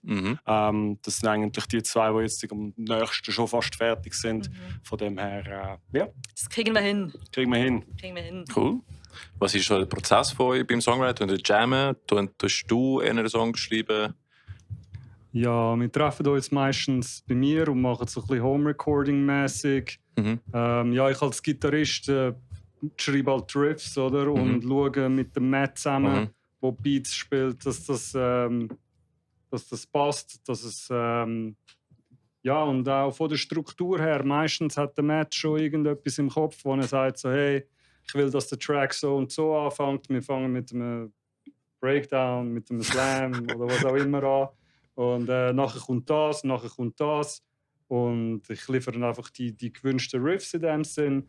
Und wir dann auch als Wunsch berücksichtigen. Zum Beispiel Lea sagt, ja, ich finde es super geil, wenn wir mega dumm und langsam gehen.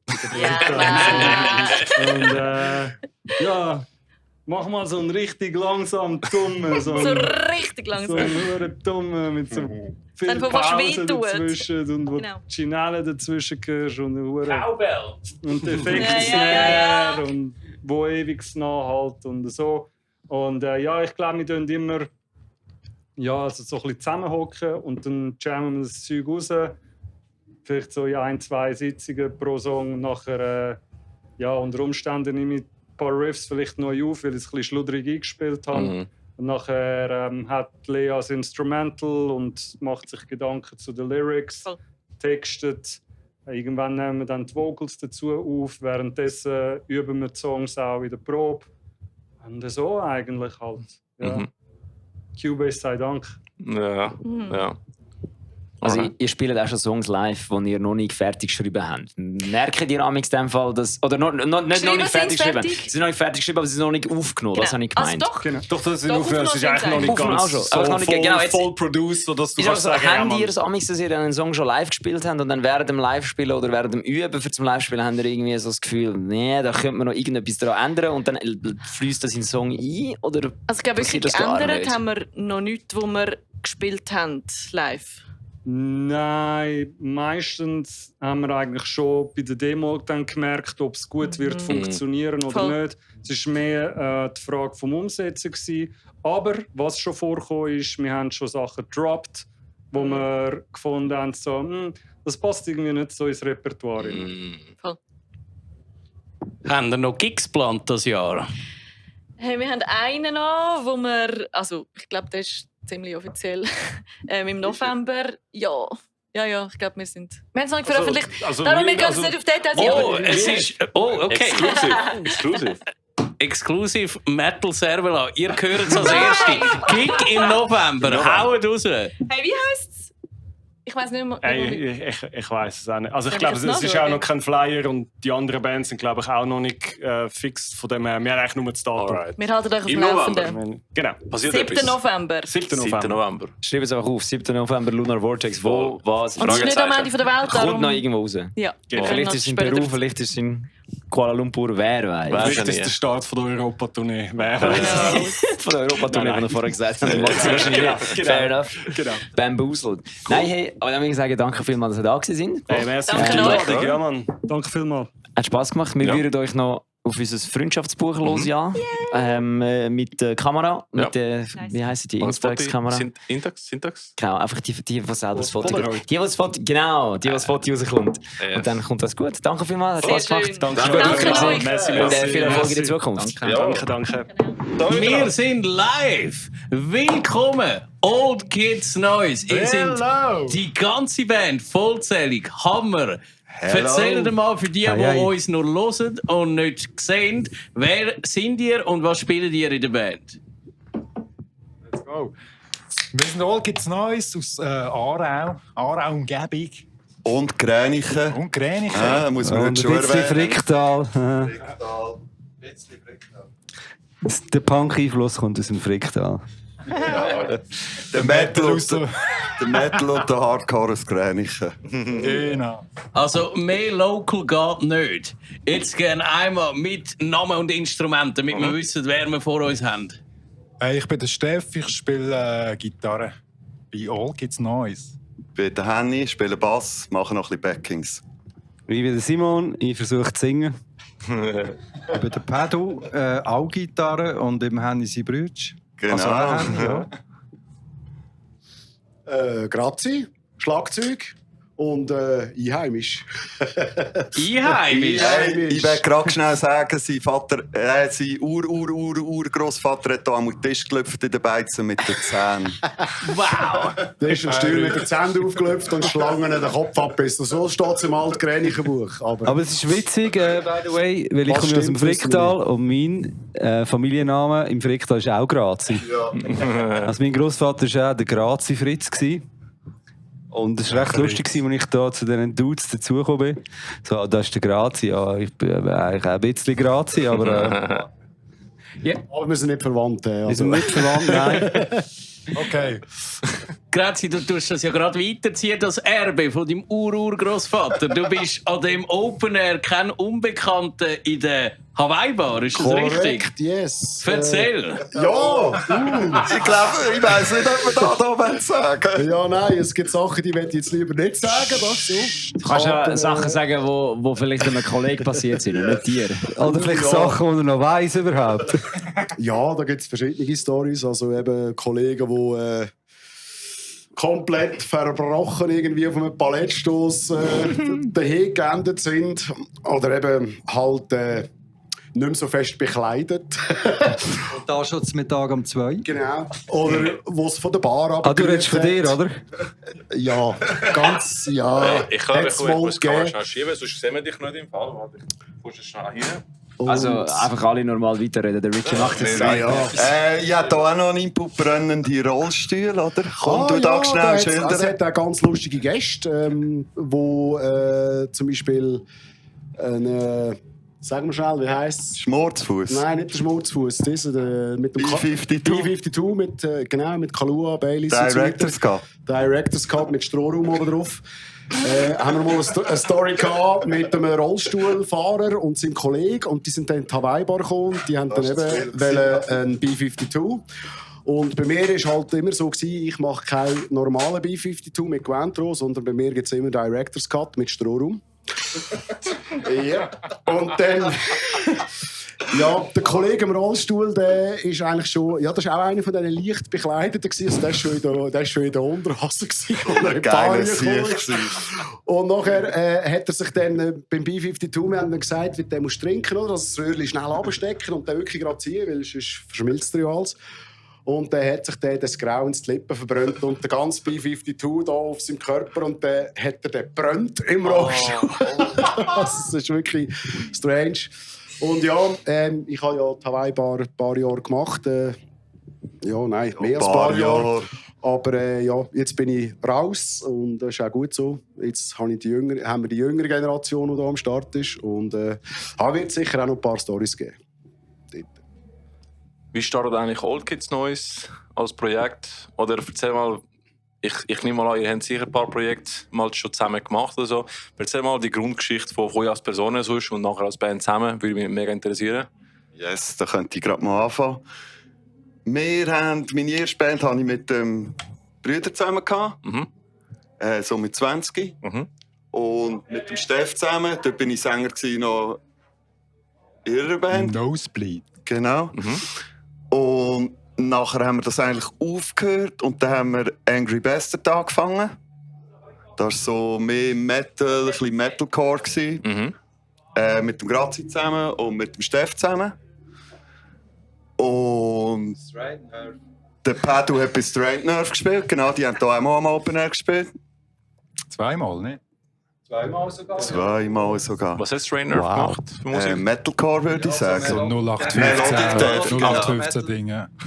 Melodic Death Metal haben wir gemacht mit Straight Nerve. Geil. Genau. Und dann ist das auch mal vorbei gewesen. Mit Angry Bastard haben wir nachher nach 10 Jahren keinen Bock mehr gehabt. Und wir haben nachher das dritte gesagt, hey, also Übungsraum geben wir sicher nicht auf. Findest du nicht so schnell wieder, oder? Da kennen ihr auch. Haben dann ein bisschen gejammt. Dann ist zum Glück mein Brüderherzli dazugekommen. Und nach dann, so lange irgendwie verschiedenen Gesprächen mit dem Simon. Ich hatte mit dem Simon auch noch eine andere Band gehabt. Und da hat mich nie so gefruchtet. Ja, muss ich echt sagen, oder? Ich habe früher eine Punkrock-Band gehabt, 14 Jahre lang. Wie hat es geheißen? Sick Apples. Das ist dann auch 2015 auseinandergegangen.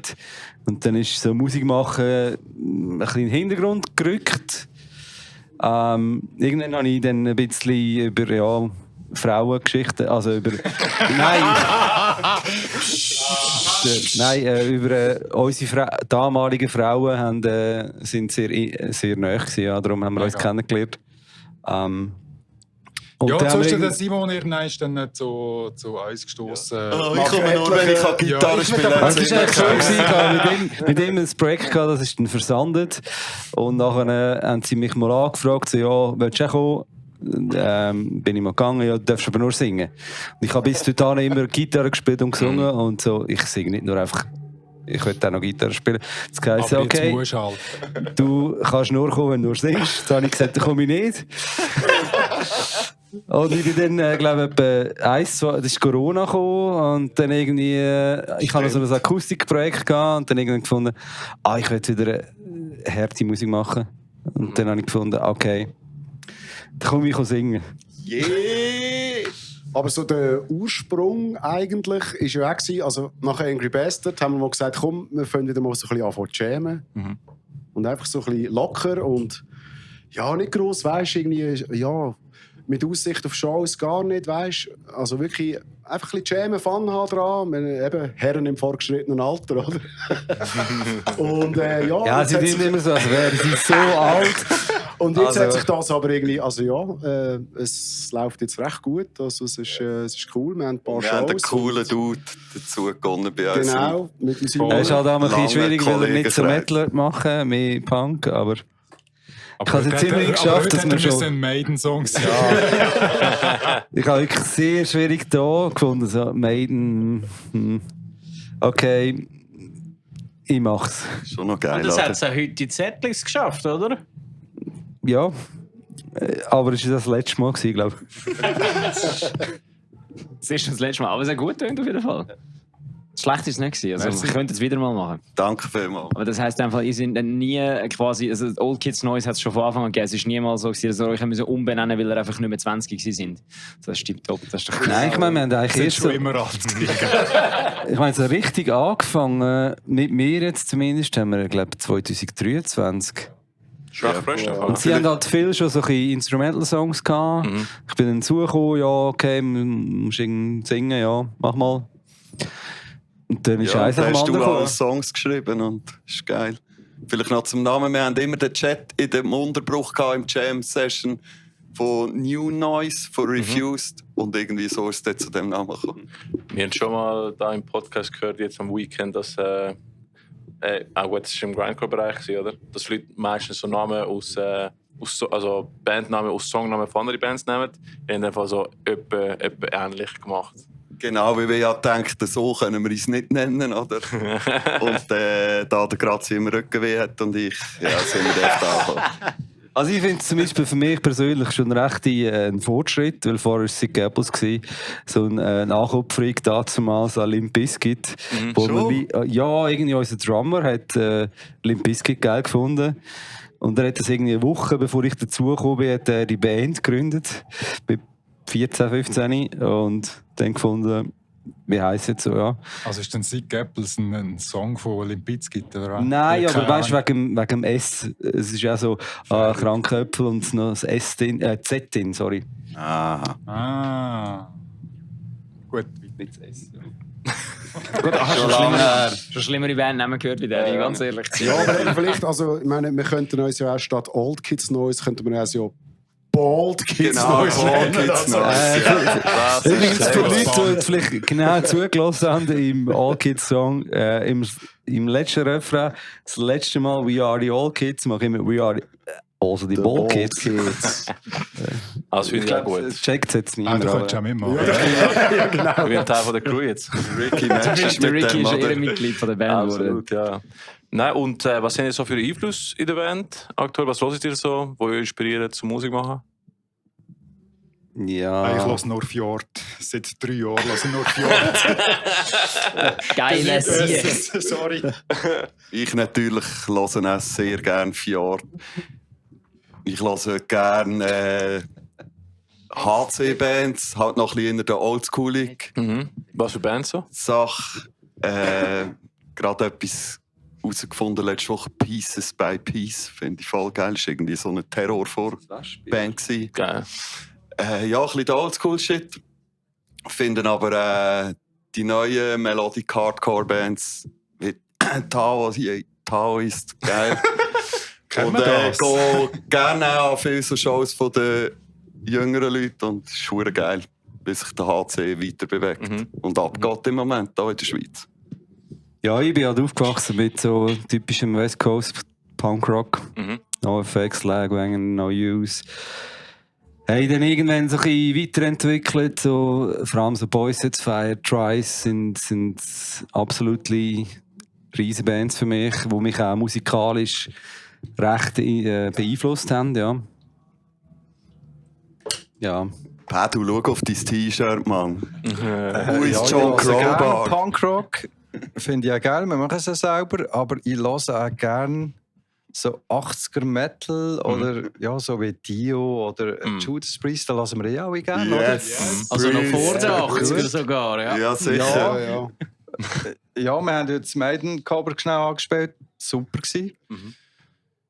Ja, Crowbar natürlich. Yes. Ja, aber das ist nochmal ganz andere Schiene, das ist Sludge. Ja, aber ist geil, ist doch geil, wenn man kann verschiedene Sound hören. Ich höre gerne mal einen Tour Limits Hit.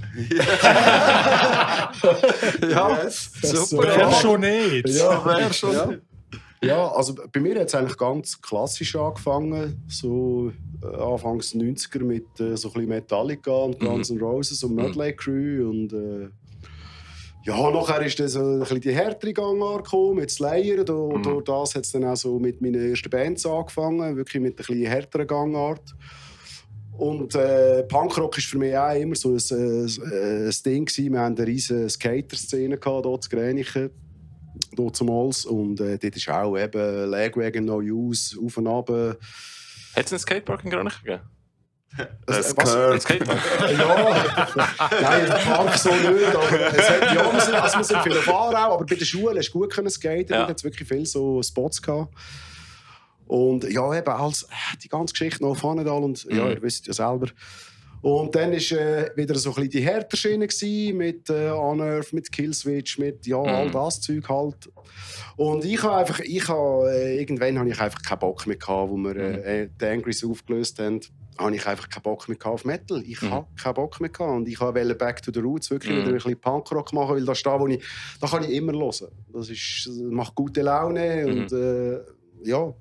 Das ist so, ja. Und so hat sich das dann ergeben. Ja. Da ist ein Punk-Korrespondent. Das ist gut. Ich habe ja die Theorie, dass modernem Metalcore der Punk fehlt und darum ist moderner Metalcore nicht mehr gut, weil es ist einfach, es hat nichts mehr von dem Hardcore drin oder vom Punk und ich kann darum irgendwie, das ist so meine These, darum ist es gut, dass ihr eigentlich wieder zurückkommen zu dem, weil meine These ist eigentlich immer so, wenn es der Punk verloren hat, dann ist einfach die Musik belanglos meistens. Yes. Ja. Darf ich das Theorie bin ich voll bei dir. Einfach drei. Also, hey, da gehe ich voll mit dir. Ich habe gerne Amps auf der Bühne. Ich weiss, ihr auch gerne, oder? Also und Teile von wir uns sind sind's halt gern. wirklich... Metalcore habe ich immer hure geil gefunden. Einfach in den 2000er. Shoutout to Cataract, Schweizer Band, Mann. Yeah. Shoutout to Unfold, welsche Band. Die haben einfach gekillt. Die kann ich nicht. Muss man abchecken. Muss man mal hören. Ja. Hammer gewesen. Und X Dark Day Dungeon. Das sind halt auch so wirklich 2000er Metalcore-Bands, die wir hart abgefeiert Wie heißen die haben. nochmal? Dark Day Dungeon. Dark Day Dungeon. Ich muss einfach schnell sagen, der Booker vor dem Umi hat dort Schlagzeug gespielt. Let's go, Dino. Yes. Ja, Dino. Ja, da war Metalcore super gewesen. Heute gehe ich mit euch oder mit dir, Bella, einig. Es gibt schon amigs noch ein paar Bands, Es die gut gibt sind. schon auch geil. Aber so, so, das, was jetzt als Metalcore bezeichnet wird, es fehlt ihm einfach der Punk und darum fehlt ihm der Pup, habe ich das Gefühl. Yes. Du Weißt du, das sagst mit es. den Amps ist lustig. Als ich Gitarre gespielt habe in der Band und ich es tragen musste, bin ich weniger ein Fan davon gewesen. Aber jetzt, wenn ich singe, bin ich so, ja, unbedingt. Ja, das ist schön, als Sänger musst du eigentlich... du trägst mal so ein paar Schläger von dir auf. Fair, ich habe etwas gemacht. Oder? Ja, geil. Das Stickbag gut tragen. Yeah. Oder fragst du einfach, warum brauchst du Hilfe? Nein, ist gut. Einfach fragen. Ja, genau, eigentlich bräuchte man schon Hilfe. Das Ding ist einfach, es will niemand, dass du einfach auch noch rumfummelst. Aber es ist schon so, also ich meine, sie lassen sich ja auch nicht helfen, sind wir ehrlich. Also. Also mich fragt nie jemand. Ihr habt ja jetzt vorher gesagt, ihr seid Lokalmatadoren, zu Teilen wirklich aus Gränichen selber. Und das finde ich auch mega cool, dass wirklich eine Gränicher Band am Open Air Gränichen ist. Aber es gibt dann immer die Leute, die sagen, Vetterli Wirtschaft und das hast du sicher nur durch Connections bekommen, der Gig. Was sagen die da dazu? Also Hey, wir haben irgendwie 4 Jahre oder so haben wir gestürmt. Obwohl es erst 3 Jahre gibt. Nein, gestürmt ist das falsche Nein, Wort. gestürmt Ich habe mal den Umi gefragt. Und ich habe ihm dann mal ein WhatsApp geschrieben und gesagt, hey, was meinst du? Und so, und der, hey, mach's bitte über einen offiziellen Kanal, weißt, über das Bandbewerbungsformular, weil er kennt 1 Million Leute, logisch. Und habe ich absolut verstanden, haben wir dann auch gemacht. 4 Mal. 4 Mal, genau. Und jetzt hat es einfach geklappt und er ist auch dieses Jahr an eine Show gekommen, im Werk 21. Und dort haben wir eigentlich schon... habe ich schon so ein bisschen das Gefühl gehabt, ja, das könnte noch gut kommen, wenn jetzt der Umi kommt. Ich auch. So, ja, vielleicht. Und dann hat es dann wirklich auch geklappt. Und ja, ich glaube, da geht heute bei dieser Festivalgrösse machst du mit Vitamin B nichts mehr. Also da habe ich nicht das Gefühl. Ja, der Umi hat das selber die ganze Zeit, er ist auch schon 2-mal bei uns im Podcast gewesen, und er hat selber gesagt, also bei ihm geht es wirklich nur noch über das Formular und dann logisch, wenn er eine Band halt schon kennt, weiss er, wie sie ist und wenn er sie nicht kennt, lässt er mal rein und wenn er meint, es sei etwas, dann geht er eben wie bei euch mal an eine Show und wenn er dann das Gefühl hat, ja doch, die sind jetzt nicht wirklich, die wissen, wie sie ihre Instrumente in der Hand haben, dann funktioniert das relativ gut und dann, wenn er das Gefühl hat, es passt auch ins Line-Up, das ist vor allem ja wichtig jetzt bei einem, weil das Festival doch auch ein bisschen ernster geworden ist. Ich meine, man muss auch sagen, es ist nicht irgendein Waldfest, oder? Nein. Es ist mega... Das haben wir auch noch gemacht, das Waldfest. Nein, also vor 10, 15 Jahren war es noch eher so gewesen, oder? Aber es ist jetzt mega professionell, sie holen grosse Bands, da ist viel Geld im Spiel. Die Leute haben Erwartungen, oder? Du kannst nicht einfach sagen, ja, ich kenne da meinen Cousin, oder? Ja, der spielt jetzt, obwohl er irgendwie seit vorgestern mal Gitarre hat, ja. Ich meine, wenn ich die Bühne sehe, was sagen die dazu? Das ist krass. Crazy, strange. Das Jahr. Insane, ja. Das ist riesig. Ich bin am Donnerstag schnell aufs Gelände. Bin kurz verwirrt gewesen, ja. Ja, weil meine Frau, die arbeitet ja immer noch an der Hawaii-Bar und da bin ich schnell ein bisschen schauen und dann bin ich dort vorgestanden und dachte, holy shit, ist das Ding riesig und das ist einfach monströs. Gell? Die grösste Bühne, wo ich bis jetzt drauf gestanden bin, nach der war eigentlich mal das Z7 gewesen, noch mit den Bastards damals. Und das war aber auch einmalig gewesen, gell? Vorher haben wir, also, ja, wir spielen schon ja nicht so. Haben ein bisschen den Gacki in der Hose gehabt, was geheißen hat, ihr macht Mainstage und nicht Sounderia. Ja, also, der Grazi hat dort gerade geschrieben, er hat es Muffens raus. Ja, also ich habe schon schnell, also das war jetzt das 4. Mal, als ich gespielt habe, aber gleich, es ist also wirklich, ich bin dort vorgestanden und dachte, holy shit, also wirklich. Und ich habe schon ein paar Konzerte gespielt, aber es ist gleich, du bist gleich nervös, weißt? Es ist einfach, du stehst und dann, also heute Morgen war es schlimm gewesen.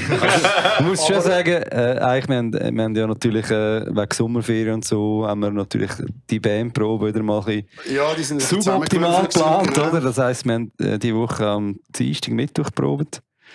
Und du bist ja am Dienstag gekommen, ich bin aufgestanden, super nervös, oder? Ja. Und das war am Dienstag. Ja, also bei mir, also gestern haben wir 20 noch am Bambole, das war auch mega cool gewesen, übrigens. Bambole sind wir gewesen. Geil. Ja, cooles Festival mit wirklich coolen Leuten und cool organisiert. Und dort bin ich eigentlich, ja, dort habe ich die Nervosität schon ein bisschen gespürt, aber heute Morgen, wenn du da zu laufen kommst, also von mir daheim da hinterher zu laufen kommst, dann denkst du einfach, dann habe ich auch gedacht, holy shit, jetzt muss ich schnell. Also sagst du ehrlich, Grazi, dort hast du auch einen verdammten schlechten Drum gespielt. Ja, gestern war Katastrophe. Also ich habe ihn noch nie so viel gehört sagen, Mond spielst auf einem viel geileren Schlagzeug. Wenn beim Schlagfeld, beim Kickdrum hinten noch so ein Filz runter ist, wo der einfach den ganzen Rebound vom Beater nimmt, Alter, ich habe im Strahl gekotzt. Wir haben auch mit Hölzern das Schlagzeug machen, dass nicht davon läuft. Ja, aber es ist wirklich, übel gewesen. Und heute, Jungs, es wird nicht gehatet. Nein, es ist können wir weitermachen? Nein, es ist ja nicht Hate. Es ist einfach nicht ein cooles Kit gewesen, aber es ist ja gegangen, wir haben Spass gehabt, es hat gerockt, es ist cool gewesen. Also wirklich. Also kommst du nachher auf die Bühne oder Soundcheck und es hat einfach irgendwie, ja, welche Orange Box watch, welches Drum watch. Ja, ist schon geil. Also, ist schon eine andere Geschichte, ja. Aber eben umso nervöser in dem Fall, wenn du plötzlich hinten laufst und so vorne schaust und denkst, puh, okay. Ja. Aber jetzt haben wir mal, glaube die richtige Band dazu, um die Frage zu stellen, die ich schon 2-3 Mal gestellt habe. So, was ist eigentlich das Größte, wo sich das Festival verändert hat, sind ihr als Besucher oder als Band das erste Mal da gewesen? Und ich wollte wissen, wer ist der Erste, der dabei waren als Gäste? Also bitte, Grazi, fang an. Let's go. Hey. Oststand. Ja, eben, also, wann war es? 95 war das erste Open Air. 95? Ja. Eben, dann hat es noch hinter eigentlich nichts gehabt, außer den sauren Oststand und einen Grill. Also das ist mal der Hawaii-Bar geworden. Ja, aus dem ist irgendwann mal die Hawaii-Bar geworden, genau. Und also das erste Festival, also ich bin seit dem 95 bin ich da hinten. Das Einzige, wo ich habe ein Festival verpasst, 2010, da bin ich am Wacken mit meiner Cousine. Das war auch cool. Und sonst bin ich eigentlich an jedem gewesen. Und im 97 das erste Mal gespielt, damals noch mit dem Mondo Grosso. Das ist ein Mondart Pop-Rock. Dort bin ich, mit, wo bin ich? 17 eben. Aber das sind so die ersten Gehversuche in einer Band gewesen, gell? Ich bin dort schon voll der Metaler gewesen, mit den derben Shirts, aber halt ein bisschen andere Musik gemacht. Aber es war auch cool, es war eine coole Truppe gewesen. Ja. Ich glaube, was sich noch mega verändert hat, seit halt 2 Tagen wirklich Open Air Gränichen ist, mit Punk, Metal, HC. Und der Donnerstag war früher der Freitag, oder? Ich lege seit 15 Jahren habe ich immer an der Hawaii-Bar am Freitag aufgelegt. Dann ist es nachher der Donnerstag geworden. Und ja, jetzt sind wir, glaube ich, auch am Donnerstag, oder? Das war mir auch so, ja. Und ich glaube, das ist die grösste Veränderung. Ja, es ist so geil, wie das Dorf und die Umgebung, das in den letzten paar Jahren das wahrnimmt und immer mehr Leute. Ja. Ich habe gehört, dass irgendwie 2500 Leute auf Platz sind am Donnerstag. Also die wirklich grösste Veränderung ist eben, früher hast du am Freitag so Blues und Rockzeug gehabt, gell? Und am Samstag hat es dann geprägelt. Und irgendwann hat das gekehrt, das Jahr weiss ich jetzt nicht mehr genau, aber irgendwann hat es gekehrt und dann sind einfach 2 Tage hat's donnert dahin. Yes, und das ist das Beste, was sie können machen. Das ist die grösste Veränderung und ich glaube, das ist so 2000. 18 umeinander, oder? Yeah. Nein, schon vorher. Nein. Wir sind halt schon als Teenager eigentlich da gewesen. Ja. Und wir sind immer noch da. Und jetzt sind wir Ja, alt nicht, aber so... Mama, Pedro. Ja, das ist geil, auf das am Stand sein. Letztens, oder am Donnerstag auch, davor hat es ja so eine Wall mit allen Open-Air-Plakaten und so. Und da habe ich 2006 abgefüttert. Dann steht dort so klein Parkway Drive. Yes, grandios. Und das ist schon strange. Weißt? Das ist schon geil, oder? Wenn Parkway dahinter gespielt hat, man. Das ist schon... Und 2 Jahre, oder 2 Jahre später haben sie nachher auf riesigen Bühnen gespielt. Und wir haben sie da noch gesehen, auf einer kleinen Bühne. Und das yes. Und der Peach Weber. Der Flyer habe ich gesehen. Peach Weber und nebendran Nasty. Hat es da funktioniert? Super Combo, Mann. Aber das ist ja genau der Grund, warum wir Leute motivieren. Wir haben Local-Shows gehabt, weil du weißt nie, die kleine, viele Band da spielt plötzlich am Wacken oder so, oder Headliner. Du weißt ja nicht, wer das könnte sein. Du könntest da einen Rohdiamant finden und dann kannst du sagen, hey, ich bin von Anfang an dabei gewesen. Das war geil. Ja. So etwas, was kannst du deinen Kindern nachher erzählen. Und darum, liebe Metal-Server an, Mann, ich schaue nach dem Podcast seit der ersten Folge, habe alles gesehen. Local-Shows, gehen an Local-Shows. Unbedingt. Yes, ganz wichtig. Support local shit. Ja, voll. Ja, hey. Wie sieht es bei euch aus? Das war eigentlich super. Wir sind schon wieder über der Zeit. Ja, mega durch im Fall. Das Bier ist halb Stunde leer. Ich muss einfach rein von dem Stand. Danke euch, dass ihr da sind. Danke, dass ihr Cool gewesen. Und dann würde ich euch bitten, noch hinten unser Freundschaftsbuch auszufüllen. Unbedingt. Und noch auf den Poster zu unterschreiben. Und dann dürft ihr wieder euch noch Hobbys nachgehen.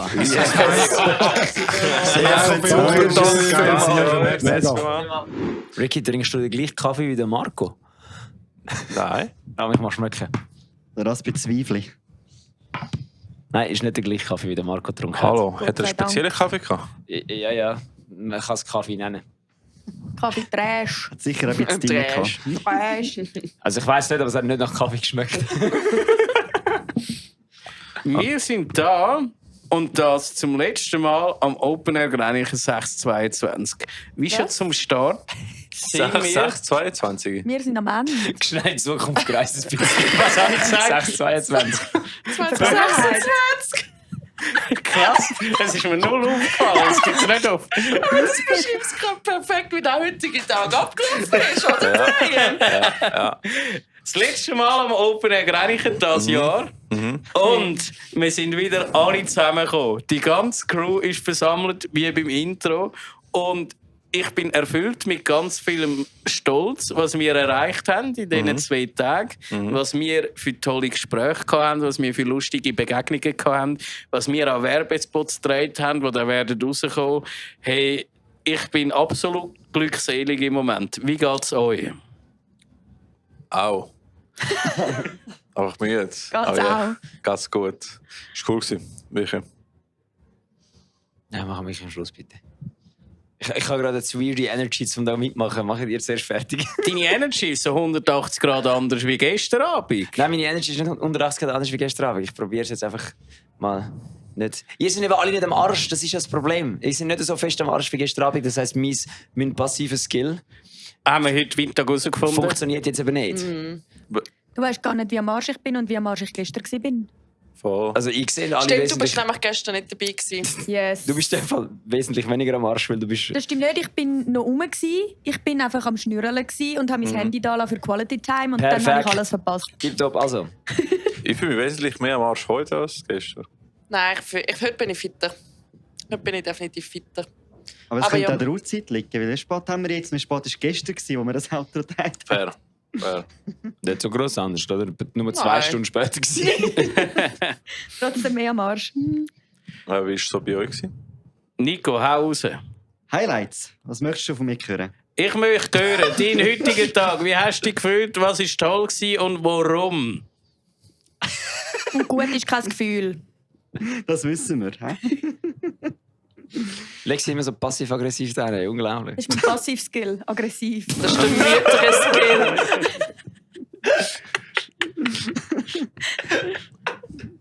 Passiv plus 100 Aggression. Hey, also angefangen hat der Tag schon mal mit einem Highlight. Ich versuche das Ganze mal zu retten. Versuch's gar nicht. Probier's gar nicht erst, das kommt nicht gut.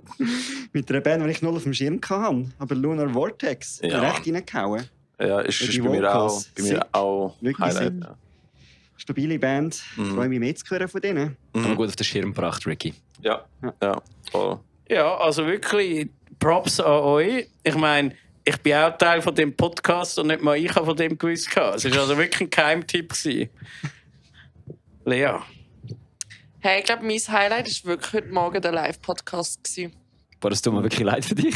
Hey, nein, ich finde es im Fall etwas. Es hat mir richtig mein Herz ist aufgegangen, das zu sehen, wie viele Leute dort waren, wie viele Leute auch aktiv mitgemacht haben. Ich meine, es sind so viele Leute am Lachen wegen euren Sachen. Ja. Ihr habt insane viele gute Fragen bekommen, die ihr beantworten konntet. Und es war so schön, dass ihr noch einmal mehr etwas daraus herausziehen konnten. Also weißt du, was ich meine? Es war so schön, dass... Es ist eine Entwicklung gegenüber letztes Mega. Jahr. Und ich meine, du und der Leni, ihr sind so die geistige Mutter und der geistige Vater von dem Live-Podcast. Das darf man so sagen, oder?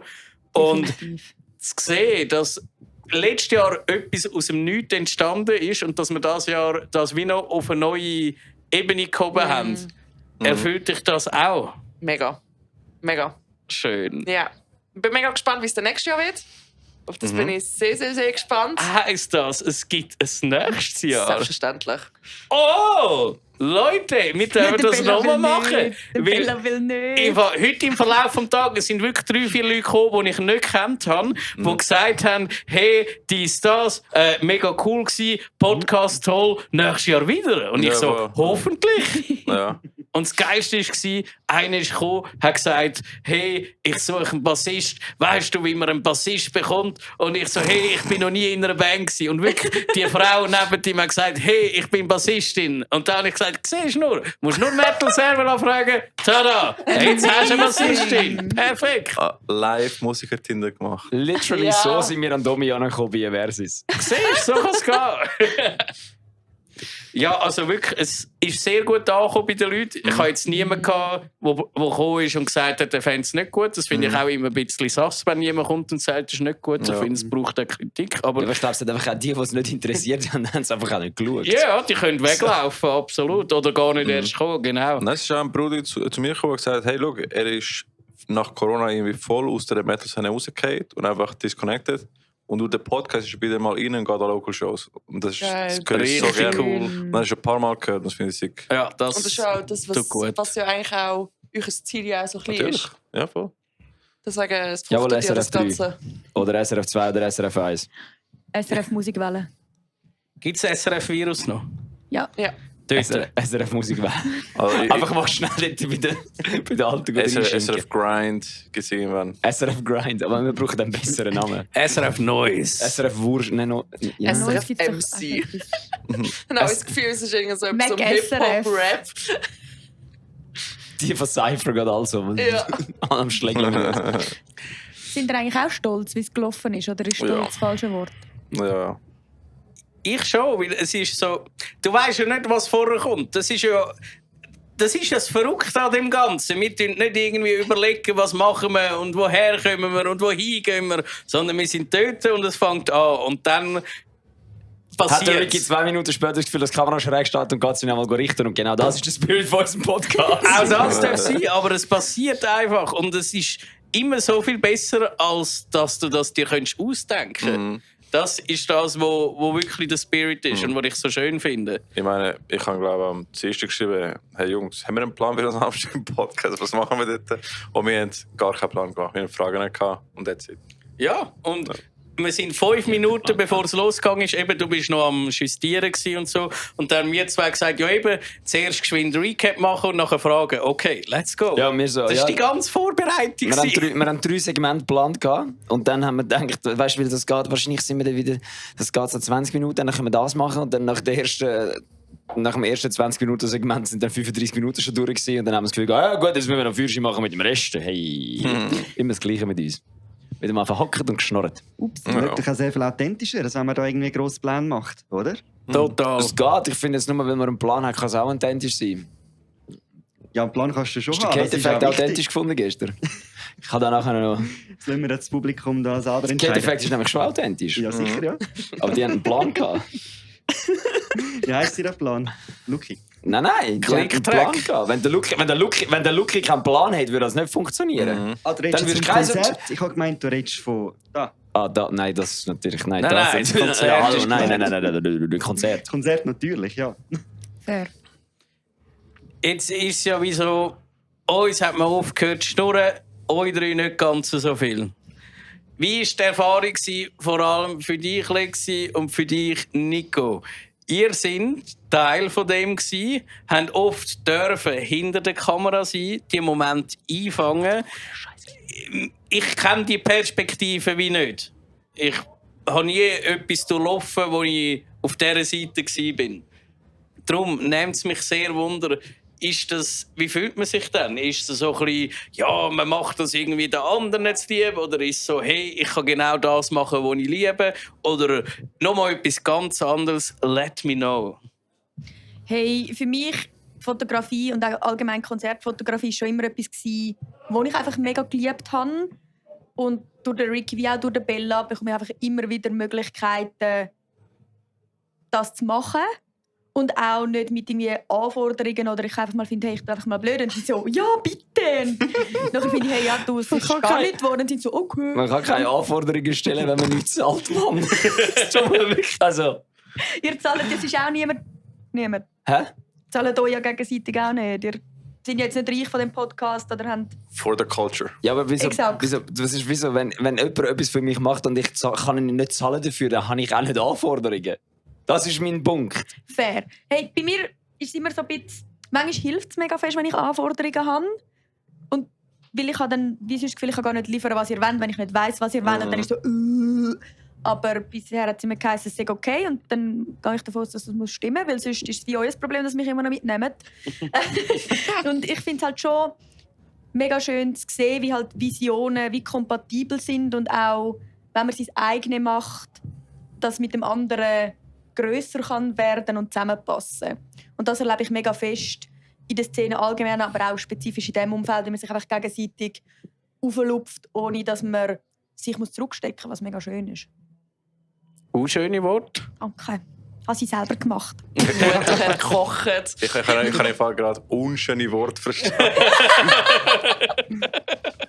Also es ist ja nicht gegen dich, aber ich habe mit ihnen wie mehr zu tun, finde ich jetzt. Voll verständlich. Wir haben das erste Mal so richtig eng zusammen geschafft. Wir haben schon oft am gleichen Ort geschafft, aber wir haben noch nie miteinander zusammen geschafft, so wie in diesem Setting jetzt. Und ich kann nur sagen, es hat sehr gut harmoniert. Danke vielmals, kann ich noch zurückgeben. Ja, also diesen Wort von der Lexi schließe ich mir natürlich an. Im Unterschied zu ihr habe ich natürlich weniger Erfahrung mit der Kamera, Umgang mit der Kamera. Darum, ich habe mir sagen lassen, was soll ich machen, oder? Ich habe versucht, das möglichst gut auszuführen, zu unterstützen, mitzuhelfen, mit anzupacken. Wenn ihr natürlich vor der Kamera sind, braucht es jemanden hinter der Kamera. Habe ich auch versucht, mitzuhelfen, eben ein bisschen hinter der Kulisse. Das ist jetzt vermutlich das, was mir eher entspricht, dass da, wenn ihr immer so wunderschöne Fragen könnt aus dem Ärmel schütteln könnt, wenn ihr da vor allem auch Shoutout an Brian, der das immer sehr gut kann handeln kann. Ja, vorbildlich. Beste Genau. Brian. Und darum für mich eben nur schon der ganze Vibe. Ich meine, das Grenich ist sowieso ein super Anlass, oder? Gute Stimmung am Open Air mit euch im Team sowieso auch. Also das ist für mich jetzt auch eine coole Erfahrung gewesen, oder einmal da so ein bisschen das Ganze aus einem anderen Blickwinkel noch zu sehen. Das B in Brian steht für bester Mann. Absolut. Yes. Wow. Mr. Brain. Steht sogar auf meinem Backstage-Pass. Ja, korrekt.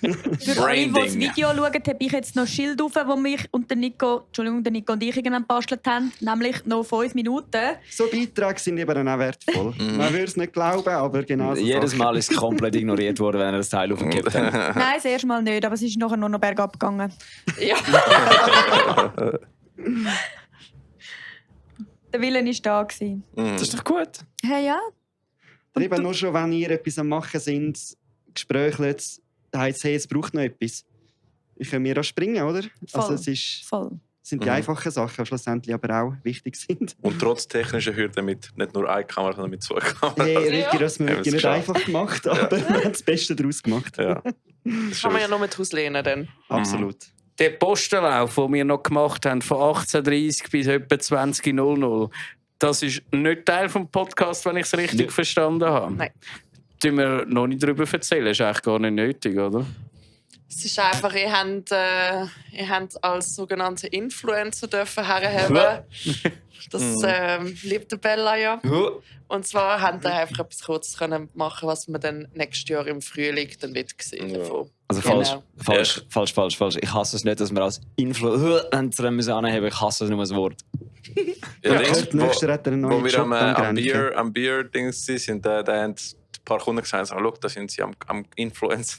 Wer hat das aber gesagt? Irgendeiner, der ein Bier hat wollen. Ja, genau. Geil. So Social Media Content, die Influencer. Ja, sind jetzt Influencer. Ja. Wider Willen, ja. Aber ich nehme sicher so ein bisschen als Büro vielleicht von der Ja, nächsten Tag. safe. Ja. Oh ja. Ja, stabil. Haben wir es mal wrap-upen, weil wir haben jetzt wahrscheinlich schon etwa 18 Stunden Content mindestens geschätzt. Dann ist Ricky-Problem. Haben wir schon Highlights vom Festival, Highlights vom Tag und Highlights vom Festival, Highlights vom Tag? Haben wir es schon gehabt? Von allen? Was auch Ich habe Highlight vom Tag. Was auch insane war, ist, wo wir 5 Minuten vor dem Schluss vom Live-Podcast mit dem Sinn kam, ist «Oh shit, Viva Conagua». Und ich habe es an Brian gesagt. Und Brian hat einfach einen 5-minütigen Viva Conagua fucking Bit gehabt und gerade gesagt. Und ich konnte es gerade übernehmen können von deinen Bechern. Ja, es ist so ein guter Also, Übergang. Ja, das ist viel zu gut gelaufen. Was habe ich jetzt schon wieder verzapft? Du hast verzapft, dass du 3 Bier geholt hast am Slam Dunk. Ah ja, mit den Bechern. Ja, Genau. zap, zarab. Dann hast du mich gefragt, ob das Pfandbecher waren. Ja, Das und ist schon haben wir eine Überleitung crazy gehabt. gut gewesen. ja, Habt ihr vorher die noch gefunden, die Viva Conaguas? Nein, ich habe sie einem Bullhead-Bullen gegeben, weil der ist gestern mit so einem Stapel rumgelaufen Ah, ja, und hat die und- alle reingerührt. Er hat es alle reingerührt, ich habe es hab's gesehen mit eigenen Augen. Und dann habe ich einfach gesagt, schau da, Kollege Essig. Dann hat es nochmal 4 Becher. Very nice. so gut. Gute Nein, Sache. von meiner Seite danke an jeden von euch, dass ihr da mit uns gewesen seid. Also ich finde es mega cool, mit euch zusammen zu arbeiten und Sachen zu machen, nicht nur für uns, für unsere Fame, Sondern auch fürs Geld. sondern fürs Geld, das wir bekommen. Aber einfach, dass wir das einfach aus rein Geld mit uns im Leidenschaft, Raum. Leidenschaft Das und Geld Passion irgendwo. und Da. Ist nur Wespe. Liebe für unsere Szene und für unsere Community eigentlich machen. Also das finde ich mega cool von euch. Das merci vielmals von meiner Seite. Ja, danke dir für die Hand nehmen und dranbleiben und immer wieder anstupsen. Ich tue gerne Anstups. Sie wurden angestupst. Soll ich sagen? Ja, ich habe eigentlich auch noch mein Highlight vom Tag preisgeben. Stimmt, Lexi, aber auch noch. Weil das haben wir, darum habe ich es vorher mal noch kurz angesprochen. Weil wir haben das bei gewissen Also komm, Bella. Nein, Lexi zuerst. Lexi, Mutter. Aber nicht, wenn du nachher hässig bist, Wieso soll die hässlich sein? weil ich vor dir haben dürfen. Ich habe auch mein Highlight nicht gesagt, gell? Herr Kühn. Nein! Eben. Nein, der Also, Brian komm. und der Nico haben es, glaube ich, und nicht, sonst niemand. Also, dann machen wir es doch mal so. Lexi, was ist dein Highlight vom heutigen Tag? Heiß kalt. Was ist das Highlight vom ganzen Wochenende gewesen? Heiß kalt. Perfekt. Brian, das Highlight vom heutigen Tag? Lunar Vortex. Vom ganzen Weekend? Exorbitant prices must diminish. Bella, vom heutigen Tag? Karin. Karen Dio war fucking sick. Ich habe es leider noch eine Viertelstunde gesehen, weil wir noch ein Interview haben müssen geben. Also machen. Aber das war die beste Viertelstunde ever. Es war mal richtig spaßig. Es war lustig. Sie hat einen Song geschrieben darüber. Sie hat einen Song gesungen, den sie geschrieben hat über ihre Katze, wegen ihrer Katze. Und eigentlich war der ganze Chorus nur «Fick dich, es ist 3 Uhr morgens, ich will schlafen». Es war absolut richtig gute Energie. Ich habe es stabil geil gefunden. Wahrscheinlich das beste Set vom Tag gewesen. Auch wenn heute nachher noch Swiss und die anderen Sadokrev und Science of the Farm spielen. Ich glaube, das war wahrscheinlich das Beste gewesen heute für mich. Und das ganze Weekend? Ich glaube, ich muss es nicht mehr sagen. Wir wissen alle, dass es Heaven Shall Burn war. Yeah. Ricky. Nein, es ist das Geheime, wo wir noch nicht Geheime. darüber reden. Was ihr sicher irgendwann erfahren. Ja, Ricky. Demnächst. Ja, bei mir war, glaube ich, heute auch Lunar Vortex. Ich habe die eben zuerst mal am Ebri gesehen und da war der Sound nicht so gut gewesen. Und jetzt habe ich die mit besserem Sound gesehen. Hat mir gefallen. Und ja, sonst... ja, heute ist auch viel mehr punklastiger und so. Agnostic fand ich auch cool, gewesen, aber Lunar Vortex ist mein Highlight gewesen. Und das ganze Weekend. Lunar Vortex hat mich auch psychisch fertig gemacht. Ja. Was ist dort angestanden? Hat so richtig so graziles Gefühl gehabt. Können wir führen. Und dann bin ich noch gestanden so, ja, ist gut, du hast Dominanz bewiesen, musst nicht mehr, wir liegen schon alle am Boden, musst nicht mehr reinginken, es ist okay. Das sind eben die Leas. Ja. Die haben es drauf. Ja. Ist so. Ja. Also ich muss noch abrauschen, weil ich muss noch das Visco fotografieren. Ja, fix. Nein, es ist vom ganzen Weekend ja definitiv Secret Mission, die wir am Freitag gemacht haben. Ihr hört dann von dem demnächst. Ah ja, Secret ist heute im Fall auch brutal stabil. Oh ja, Secret, ja, stimmt. Bei Secret hat es da hinten im Fall geschattert. Es hat, glaube ich, bei keiner Band da hinten so fest laut, also bei keiner Band hat da hinten so fest Musik gemacht, wie man Secret gespielt hat. Ich glaube, an dem gar nicht habe ich auch weniger Bands schauen. Wir haben schon recht ein tightes Programm gehabt. Aber es war perfekt. Ja. Es war perfekt. Ja, voll. So, und Nico? Ja, eben, heute habe ich es ja schon gesagt. Vom Vom ganzen Festival, ja, ich glaube, das würde jetzt auch an die grossen, also abgesehen vom Secret natürlich, an die grossen Bands gehen. Bei mir Tight zwischen Heaven Shall Burn und Ghost Inside. Obwohl ich nur die Hälfte gesehen von Ghost Inside, aber das finde ich schon eine tolle Band. Yes. Geil. Ja, Mic Drop. Haben wir alle? Yes. Ja, machen wir einen Mic Drop und wünschen uns alle eine schöne Zeit. Leo, dann keine Highlights gesagt. Heute habe ich bis aktuellen Status habe ich keine einzige Band gesehen. Dann gang führen. Mein Highlight wird wahrscheinlich vom heutigen Tag Signs of the Swarm sein. Möchte ich mit Schnauzbrudi hören. Yes. Schnauzbrudi! Schau da, Krasimir. Deswegen, das wird mein heutiges Highlight sein und vom ganzen Weekend eigentlich, so blöd wie es tönt, eigentlich aber das hier. Das ist aber cute, weil ich meine, du trägst ja trotzdem immer noch 2 Herzen in deiner Brust, oder? Ich habe 2 Wölfe in mir. Ich 2 Wölfe. Beide sind gay. Nice! Aber du hast ja zum einen uns, deine Jungs und Mädels, die den tollen Podcast machen, aber auch und vor allem noch viel mehr hast du das Open Air Grenchen, wofür du brennst, oder? Und jetzt sagst du, das Highlight war wirklich das da gewesen. Ja.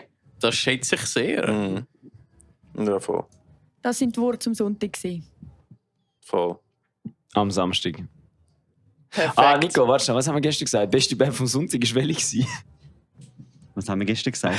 Wir sind gestern sind wir zurückgelaufen und haben gesagt, die beste Band vom Samstag ist die jetzt spielt. Insanity. Genau, Insanity ist die beste Band vom Samstag. Aha, ja stimmt, wir haben am Samstag Weil Insanity hat ja schon am Samstag gespielt. Highlight von heute ist Insanity. Nein, Spaß. Ja, sind auch sehr Also gut. dann habe ich heute einfach gar kein Highlight. Mal. Das Signs of the Swarm spielt um 12:30. Ja, das ist Nein, highlightlos. Ja. Tipptopp. In dem Fall, wir wünschen euch, macht's gut, bis nächstes Mal. Ciao. Bis nächstes Mal. Perfekt. Danke, Granny, wir dürfen da sein. Jede Merci Minute vielmals. war Liebe. Ja. Wirklich. Das 3. Jahr, wo wir dabei sind. Hey, komm jetzt mal fertig, ich mag nicht mehr. Komm, steh mal auf. Kannst du jetzt Jetzt da mal sind schnell meine ein letzten Worte Message sagen, bitte? Ja, das 3. Jahr, wo wir dabei sind. Ein bisschen Anstand. Das 3. Jahr In den letzten unvergesslich. Minuten ein bisschen Anstand. Ich bin ungeduldig. ich mag Jedes nicht Jahr mehr. für sich auf seine eigene Art unvergesslich. Es war mega toll gewesen. Und das Meme von Nico hat sich bewahrheitet. Das Jahr war der Metal Server Podcast wirklich der gewesen. Babon gewesen. Yeah. Yes. Danke, Graniche. Macht's gut, bis zum nächsten Mal, Graniche. Kauft euch die Tickets morgen schon. Tschüss. We love you. Bye, guys.